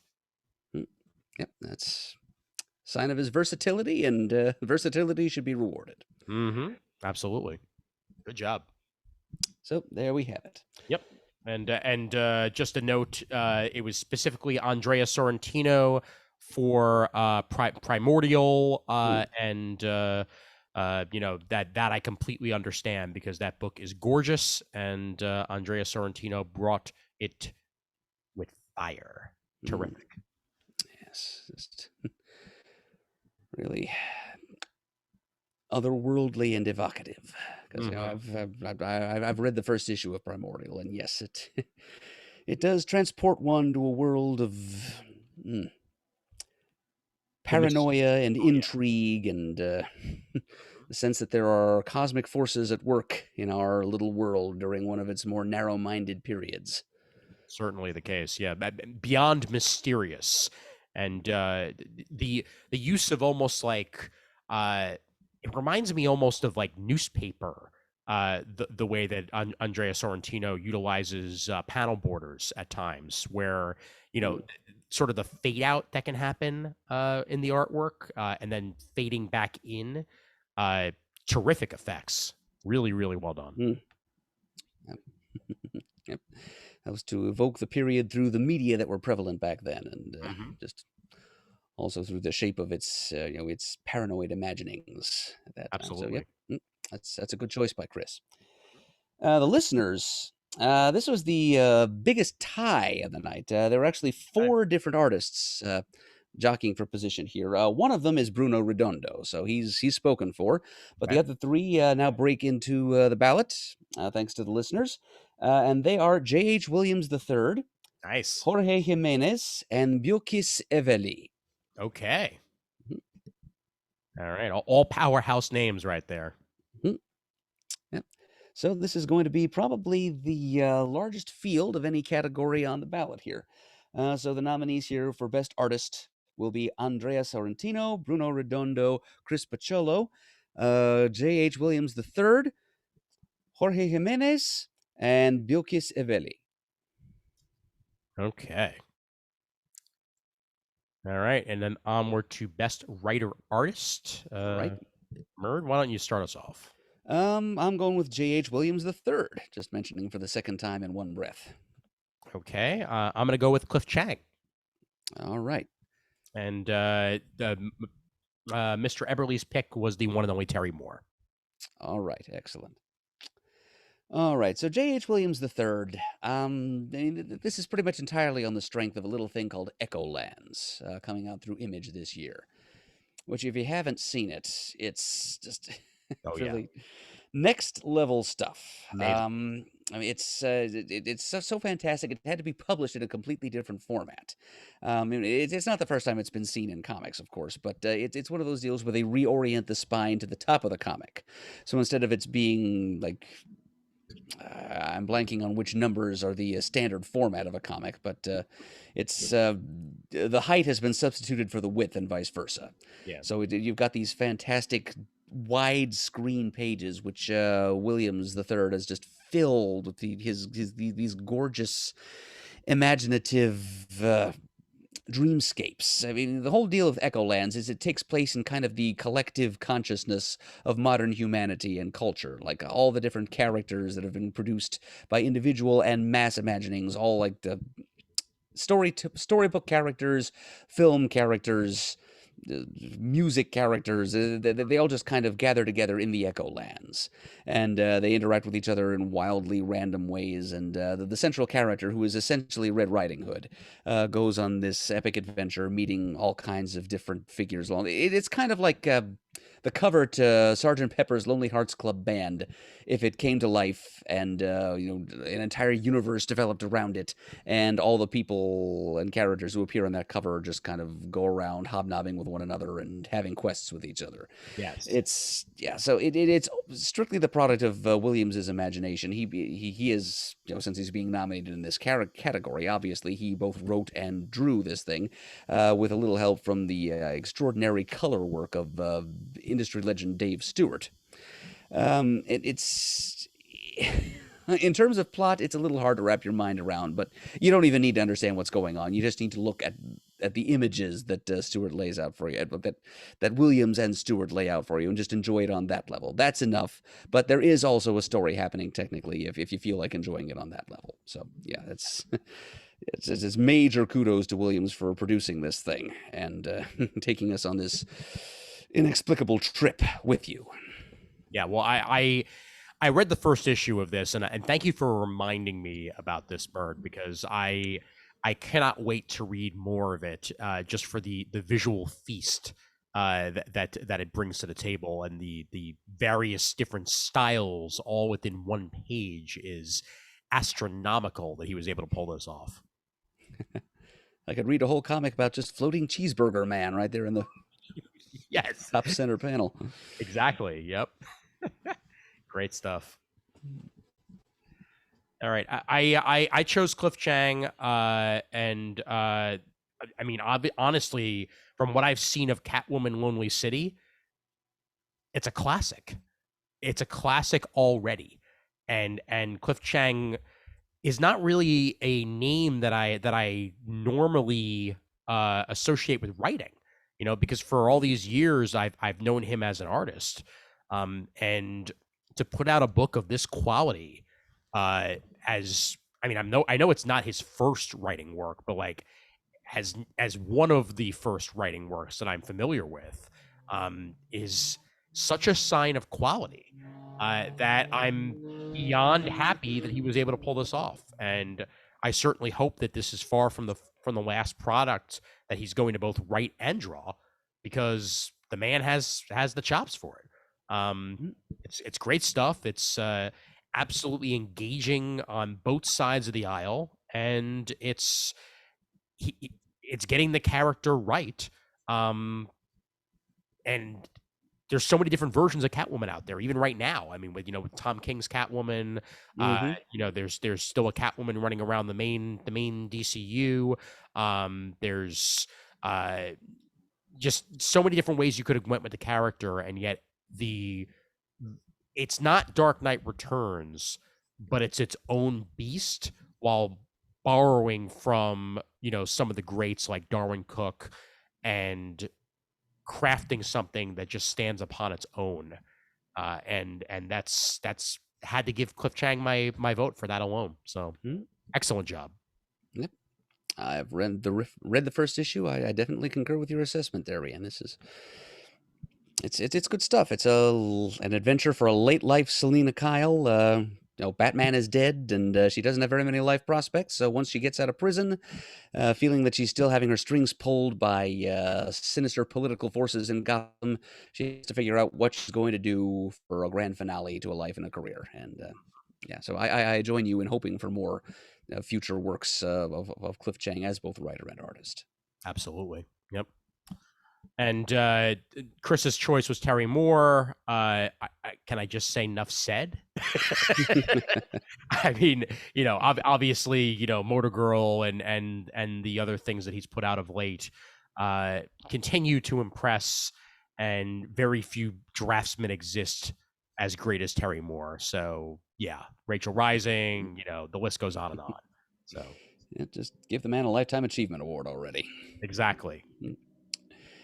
And the listeners, wow, the listeners spoke with a loud, unanimous voice on this one. This was the biggest landslide of the entire nominations process this year. Their choice for best writer/artist this year was Daniel Warren Johnson. Excellent. Yep. The guy who put together that Beta Ray Bill miniseries that all of us missed completely. Wow, I need to check this out immediately. Yeah, he's impressed some stuff with the things he's done in other years too. He's gotten a lot of nominations other years too, but not quite, not like quite with this sharp a degree of favoritism. Because Yeah. he walked away with I think more than half the vote. And you know what? Looking at it now, I'm reminded of us mentioning it in previews as something to check out, and just look at that artwork on the way he drafts Beta Ray Bill. Okay, so I'm definitely going to be reading this. Yeah, that's kind of the bright line for this year, because every year there's certain comics that don't show up on our radar that we discover thanks to the listeners telling us, hey, this is what we're reading, so should you be. Read it, talk about it. I mean, that's how I found Immortal Hulk. I think you were the one of us that caught on to that book before the rest of us here on the show did, but the listeners were right there with you that year, as I recall. Absolutely. Yep. Good stuff. Okay. We move on to colorist. Yep. And my choice for best color artist of this year, again, it's a lot of really gifted people working with hues out there in the comics this year. But the one that caught my attention most was Javier Rodriguez. Okay. I went with Frank D'Armata. All right. And who's Chris got? And this is the theme of his last three, the one and only Greg Smallwood, specifically for Human Target. All right. That's what's going to be all over his 2022 ballot. I see. Oh yeah, and I am not surprised. Yeah, I'm not sure if at the current pace, I'm not sure that's even going to be finished by the end of 2022. But that's a good point. If we consider season 1, like the first 6 issues, as a miniseries unto itself, maybe we can fudge it enough to. I think we can definitely fudge that, because if there's that long of a break and they're literally calling it season 1 and then season 2, those are 2 separate miniseries. Like, definitely. Yep, 2 separate miniseries with a single numbering system. So Exactly. yeah, I think we'll let that be a loophole. So just take note now, listeners. If you want to start nominating Human Target for stuff next year, you're allowed. Yes, indeed. Yep. Amen. All right. So yeah, Javier Rodriguez. He was both the line artist and the color artist of that Defenders miniseries that I nominated for best miniseries of the year. And man, as impressive as his line art was, when you compared it to Marcos Martin, and I definitely see the resemblance. Mhm. And the way he drew some really mind blowing concepts in the course of that little 5-issue stint with Al Ewing. The Defenders going on their little adventure back in time to universes past, and just visiting the realm of Marvel Universe archetypes, where the origins of things that found manifestation as like Bruce Banner's Hulk and so forth. That's impressive enough, but just the pharmacopoeia of psychedelic color that he applied to the line work. It's just every other page I was going like, oh wow, oh wow, oh wow. It's like it's like 3 blacklight posters worth of fantastic psychedelic color in each panel. So yeah, it's, as I said, there's a number of other people to whom I was tempted to give the nod, like Laura Martin, who is kind of a perennial choice, Lovern Kindzierski for the work on Neil Gaiman and P. Craig Russell's Norse mythology miniseries, Dave Stewart, of course, for Echolands, but just for sheer wow factor, even though we only saw his colors for like 5 issues of one miniseries here, I just couldn't get Javier Rodriguez out of my head, so he gets my nomination. And I understand why. Yeah, it's stunning stuff. It really is. Yep. For me, Frank D'Armata, he's all over the comics world, but this is obviously specifically for his stuff that he's done for Marvel of late. The stuff he's done on Iron Man has been terrific. He worked on some of the last issues of Spencer's Spider-Man run. But just overall, he's got a very great lush look to his coloring that, when applied on top of basically anybody, makes it pop. And it's why he was my choice this time around. Not to mention he even did some cover work as well. But yeah, his work on top of Kafu, like you can't beat that. It's terrific. Just as a perfect example here, working with muted colors while at the same time everything stands out is very hard to pull off, and he made that work definitely. And yes, here's some of those wonderful people that guest starred in Iron Man that we discussed a little bit earlier. Frogman Photobomb. Yes, indeed. So good job, and well worth the pick. Yep, good choice, Ian. And Chris's choice is pretty good too. Greg Smallwood for his retro-styled color work on the first couple issues of the Human Target. Oh my God, yeah, and the coloring is definitely one of the things that stands out on Human Target, because the pastels in particular, just oof, man, it takes the artwork and it brings it to a whole other level. Yep, it invokes like the faded qualities of an old pulp paperback while still being fresh and vibrant throughout. Yes, definitely. Yep, and a perfect example of the pastels that I found on the preview Ooh. artwork that came out. Man, what he is able to pull off with a limited color palette on this page alone says so much. Man, that's beat poetry in color. Groovy, baby, groovy. Preach. Yeah. Also shows off the basic concept of the Human Target series. Christopher Chance has been accidentally poisoned. Well, not accidentally poisoned. He was poisoned by someone who was trying to kill the client he was protecting, and he's got 12 days to solve his own murder, basically. Mm-hmm. Yep. But it's his 12 days to spend as he wants, and he spends some of it womanizing, and and we, the readers, are the better for it. Yes, indeed. Yep. And speaking of the readers, Yes. The people speak here, and the winner of the listener's nod is one of my alternates, basically, Dave Stewart. terrific.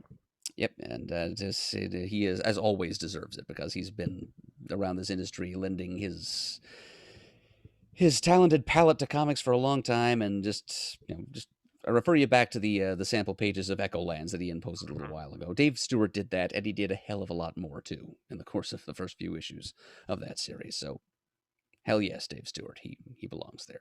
Hell yes, indeed. All right, here we So- are. Two more left after this, but what are our picks one more time? Yep, the nominees for Best Color Artist of 2021 are Greg Smallwood, Frank D'Armata, Javier Rodriguez, and Dave Stewart. Okay, and I'm Murd, the best letterer.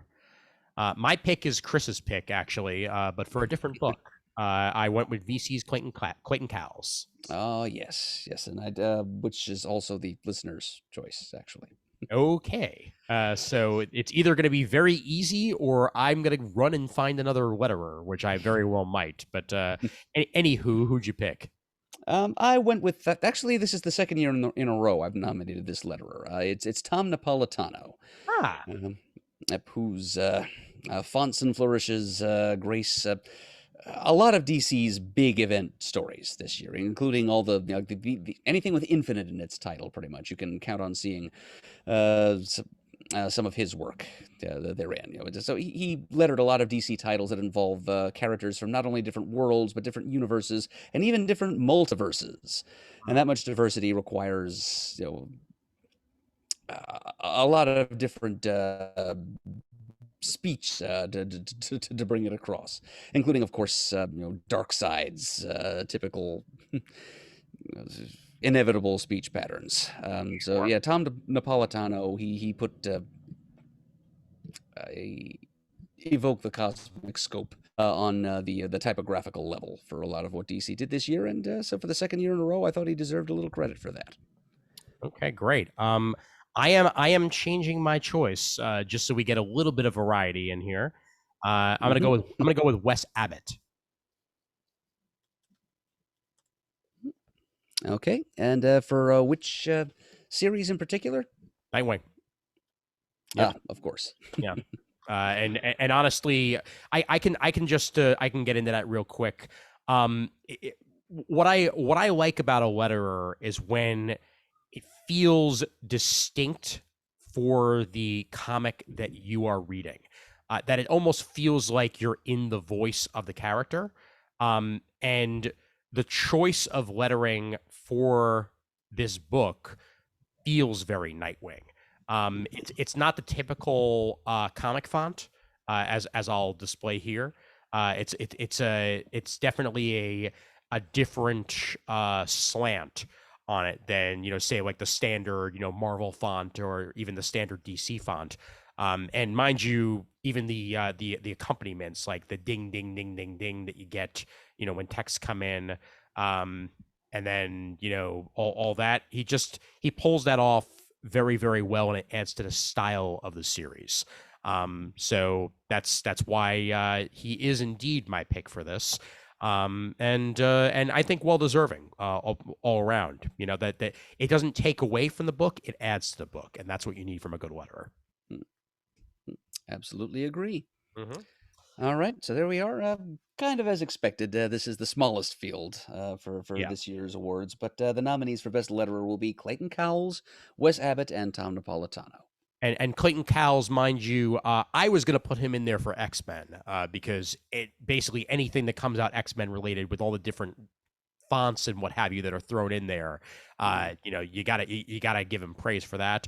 But specifically, Mr. Eberly was giving him praise for Human Target. All right, I was going to say he does quite a bit of DC work too, including several Batman titles. Mm-hmm. Yep, absolutely. All right, and now one of the most interesting categories of the night, and always the last one we get to, Breakthrough Talent of 2021, a creator that we believe really achieved a new pinnacle of quality and notoriety in his or her career in the course of this year. Yep, and a note: they can only be nominated once. That's Right. it. They cannot So- be a breakthrough talent 2 years in a row. That's not how it works. Yeah, there's no layers to the ceiling. You're either through or you're not. Yes, definitely. I'm going to say mine first just to squeak it in there because it may very well also be yours. We're about to find out. Breakthrough Talent of 2021, Mr. Jeremy Adams. Yep, that was mine. Yep, I figured as much. Yep, you got it. Oh boy. And I don't have a very convincing second choice either, I'm afraid. That's fine. The breakthrough for Mr. Eberly is Mr. Greg Smallwood of Human Target. Yeah, well, he told us. Indeed. Yep. So that's pretty easy there, and everything he said about Greg Smallwood before is still true. Terrific artist, terrific color artist, and will probably be a pick for best artist for a few people for 2022's awards. Welcome to the squad, Greg Smallwood. You're sticking around, definitely. Yep, your gold jacket's in the mail. Yes, absolutely. All right. Well, I do have some second choices here. Like I said, none of them are. I don't feel nearly as strongly about them as I did about Jeremy Adams. But I'm going to throw Raffaele Ienco in there. Okay, there you go. There you go. Well, I literally didn't have any other choice. That's why I made sure to go first because I had a feeling he would be yours as well because we both were thrilled with what he's done so far on The Flash. And really, I'd never heard of Jeremy Adams before this year. I'm going to be blunt. Same here. I think he'd worked in television mostly before this. Yes. And lately, you know, in the past, when television people came to, came to comics, half the time it would work and half the time it would be flash in the pan. You know, it would be like, okay, hey, I'm writing a book, and then you never hear from them again. You know, like the Bill Haders of the world, like perfectly cromulent people who can pull off, you know, great, well written stuff, but you're not going to see them writing comics every single month. You know, that's just not it. You know, they're gonna write their one story and they're gonna run off. However, now with people like Chris Cantwell, you know, who made their bread and butter in, you know, TV and film and what have you, and have crossed over. It's great to see the field expanding. And Jeremy Adams, like looking at his IMDb here, he was a story editor and writer for Supernatural. He worked on the DC Superhero Girls shorts back in 2019, and also wrote the animated movie Mortal Kombat Legends: Scorpion's Revenge, which has had some pretty pretty good buzz over the years. But he also wrote Batman: Soul of the Dragon, the animated movie that came out with Batman set in the 70s with a martial arts feel. Yeah, and he was well known for that.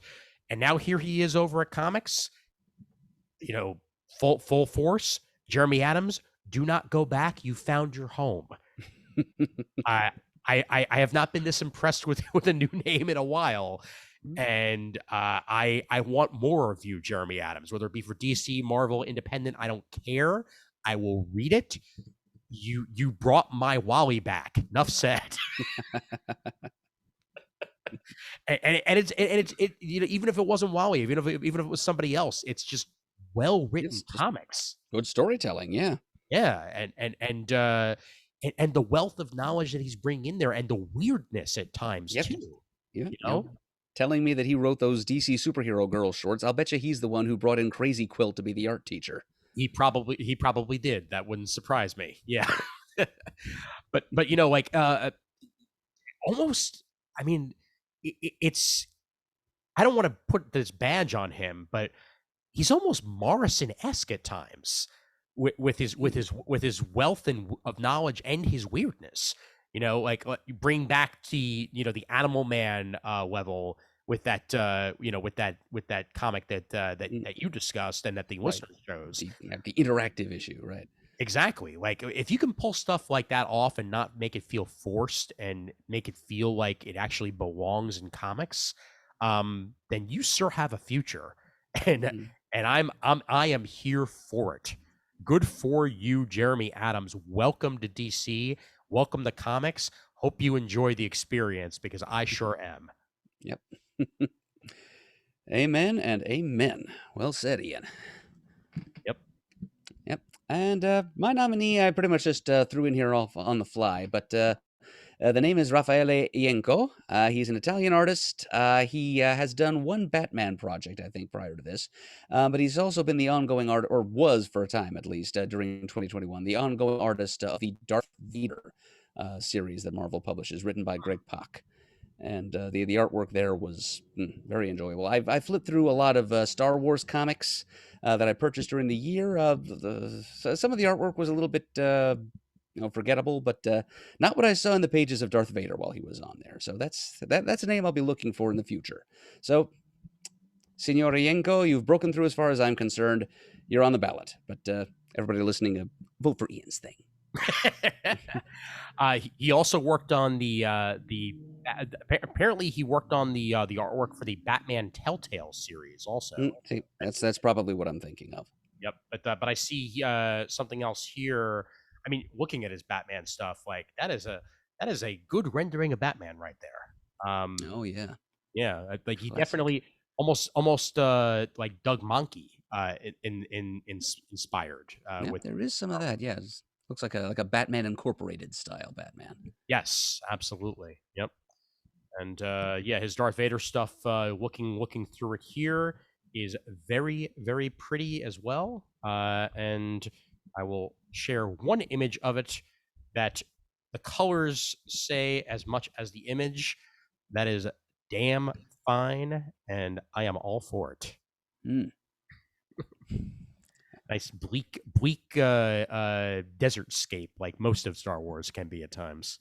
Yes, it's the best of times, in my opinion. Mm-hmm. Yep.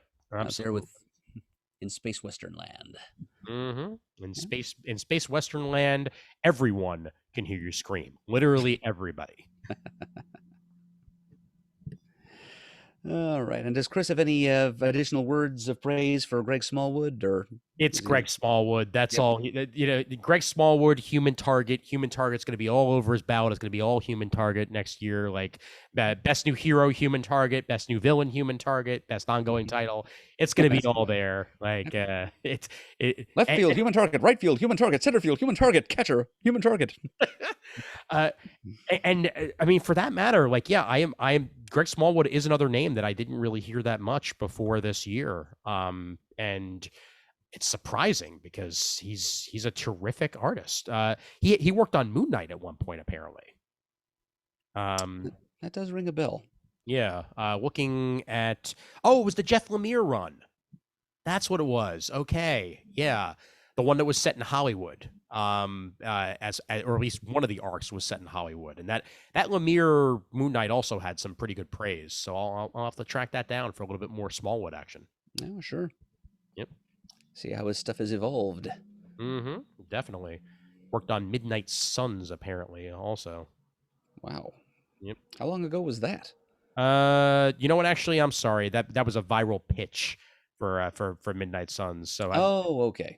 Yeah, nothing real at that that we can actually track down. But I do see the image that he drew for it, and it is very pretty. So even that. And now the listeners raise their voices one more time, and we do have a two-way tie among the listenership for breakthrough talent. And those two choices are Stephanie Phillips Mm-hmm. and, now this one I think so please you and Chris here, Pornsak Pichetsot, who is the creator of The Good Asian. Oh, great. Right on. That's good to hear. Mm-hmm. That's good to Yep. hear. So All right. that's what the listeners have to bring to this category this year. So your nominees in the last category of the evening, Breakthrough Talent of 2021, are Greg Smallwood, Jeremy Adams, Rafaele Ienco, Stephanie Phillips, and Pornsak Pichetsot. All right. Great. And we did it. Yep, we made it through in just about 3 hours. That's not bad for one of these things, you know? It's difficult for us. We came We under the made good Academy use of the Awards. time. Yes. We made very good use of the time, and it didn't come in at 3 hours and 45 minutes or something like that, like the Academy Awards did this year when they said, "Don't worry, we're making all these changes, so it'll come in nice and fast." You went 40 minutes over. Saw it coming. I really did. Even like shuffling some of the lesser awards off to a separate ceremony and just showing us the highlights, it didn't really help. Exactly.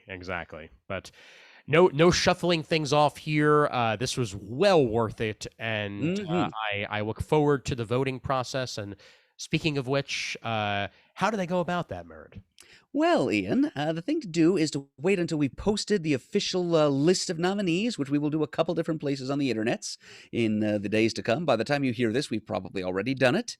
Check out who's nominated in each of the 16 categories, and then you'll need to type up your voting ballot in an email to be addressed to bestof@comicgeekspeak.com. You'll need to vote for one thing and one thing only in as many of the categories as you're voting in, and you'll need to vote in at least, what was it, 12? Yes, I think it's 12 of the 16 categories. That's 3/4 of the categories for your ballot to be considered valid. Otherwise, it's a hanging chad, and it goes in the dumper. So, yep, please vote for something in 12 of the 16 categories. Put it in that email. Email it to bestof@comicgeekspeak.com by 11:59 p.m. Eastern Time on Sunday night, April 24th. That is the Sunday after Easter. We're giving you a little over 2 weeks here to work on this. It usually takes less time for people to come up with what they're going to vote for here than it does to come up with nominees just out of whole cloth. So we're giving you a little less time. We're going to get this done before the end of the month of April, hopefully. And we'll announce the winners ultimately once we've tabulated all the voting from you folks in the listenership, and we'll announce them at the top of a Comic Talk episode sometime shortly after that target date of April 24th.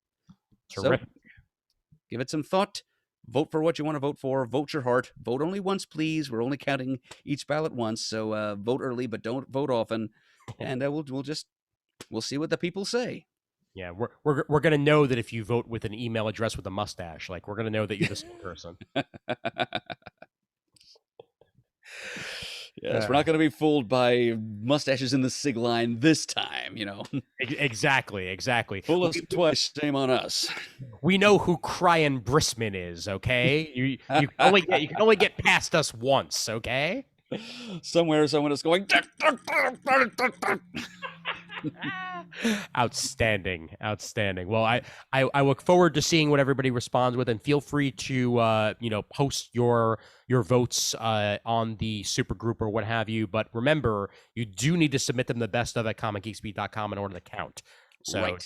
Just do posting keep that in them mind. doesn't count as voting. You got to email them in to us for it to count. Yes, absolutely the case. Alrighty. And with that, before we wrap things up, just a couple of quick reminders here. Once again, patreon.com/comicgeekspeak for all of you who have donated to the show. We thank you so much for your continued support, and you keep everything going. Without you, we would be nothing. So thank you very much at patreon.com/comicgeekspeak. And once again, a reminder that if you want to get in the podcasting game and are looking for a place to do it, and you want 2 months free, just head to Libsyn.com, sign yourself up, and use the promo code CGS free. That's CGS FREE. and you will get yourselves 2 months free on them to get yourself going. And after those 2 months, see if podcasting is for you. Worth a shot. You never know. So check them out. Absolutely. Yep. And thank you so much for the Libsyn support on that note. And now I thank Murd for reading off at least one more thing tonight, and that would be the end credit Shane stuff. So over to you. What we fondly know as the Shane stuff. Exactly. The Kelly Memorial Indicia at the end of the If you'd like to send us an email, that address is comicgeekspeak@gmail.com. If you'd like to send in your ballots for the best of voting, it's bestof@comicgeekspeak.com. If you'd like to send a voicemail, you can call 267-702-6642. Let us hear your voice. You can like us on Facebook and also join our Comic Geek Speak supergroup there, which is one of the places where the final list of nominees will be posted ultimately. You can follow us on Twitter, where our handle is @ComicGeekSpeak. You can go to our forum at thecomicforums.vanillacommunity.com, where you can talk back about this and many other episodes of the show, and also just engage your fellow CGS listeners in conversation on a variety of topics. You can go to youtube.com/comicgeekspeak to see the video version of most, if not all, of our episodes of our podcast. Enjoy the timely and illustrative visuals provided by our producer, Ian. It really enhances the experience. I personally give special thanks to all of you who participated in the nominations project for this year's Best of Awards. I really love hearing what you guys, or reading what you guys have been reading in the course of the year, and it gives all of us here on the show just some fun new ideas for things to sample and try out there in the wide, wild world of comics. So thank you very much, everyone who nominated, and please be at least as assiduous in your participation in the voting process here, so we can bring this Best of Awards to a successful close. We thank also all of you who have donated monetarily to the show, either recently or in the more distant past, through Patreon or whatever platform you prefer. We really appreciate it, and the show would not be what it is today without your help and support. And as always, we are uniting the world's mightiest heroes, one listener at a time.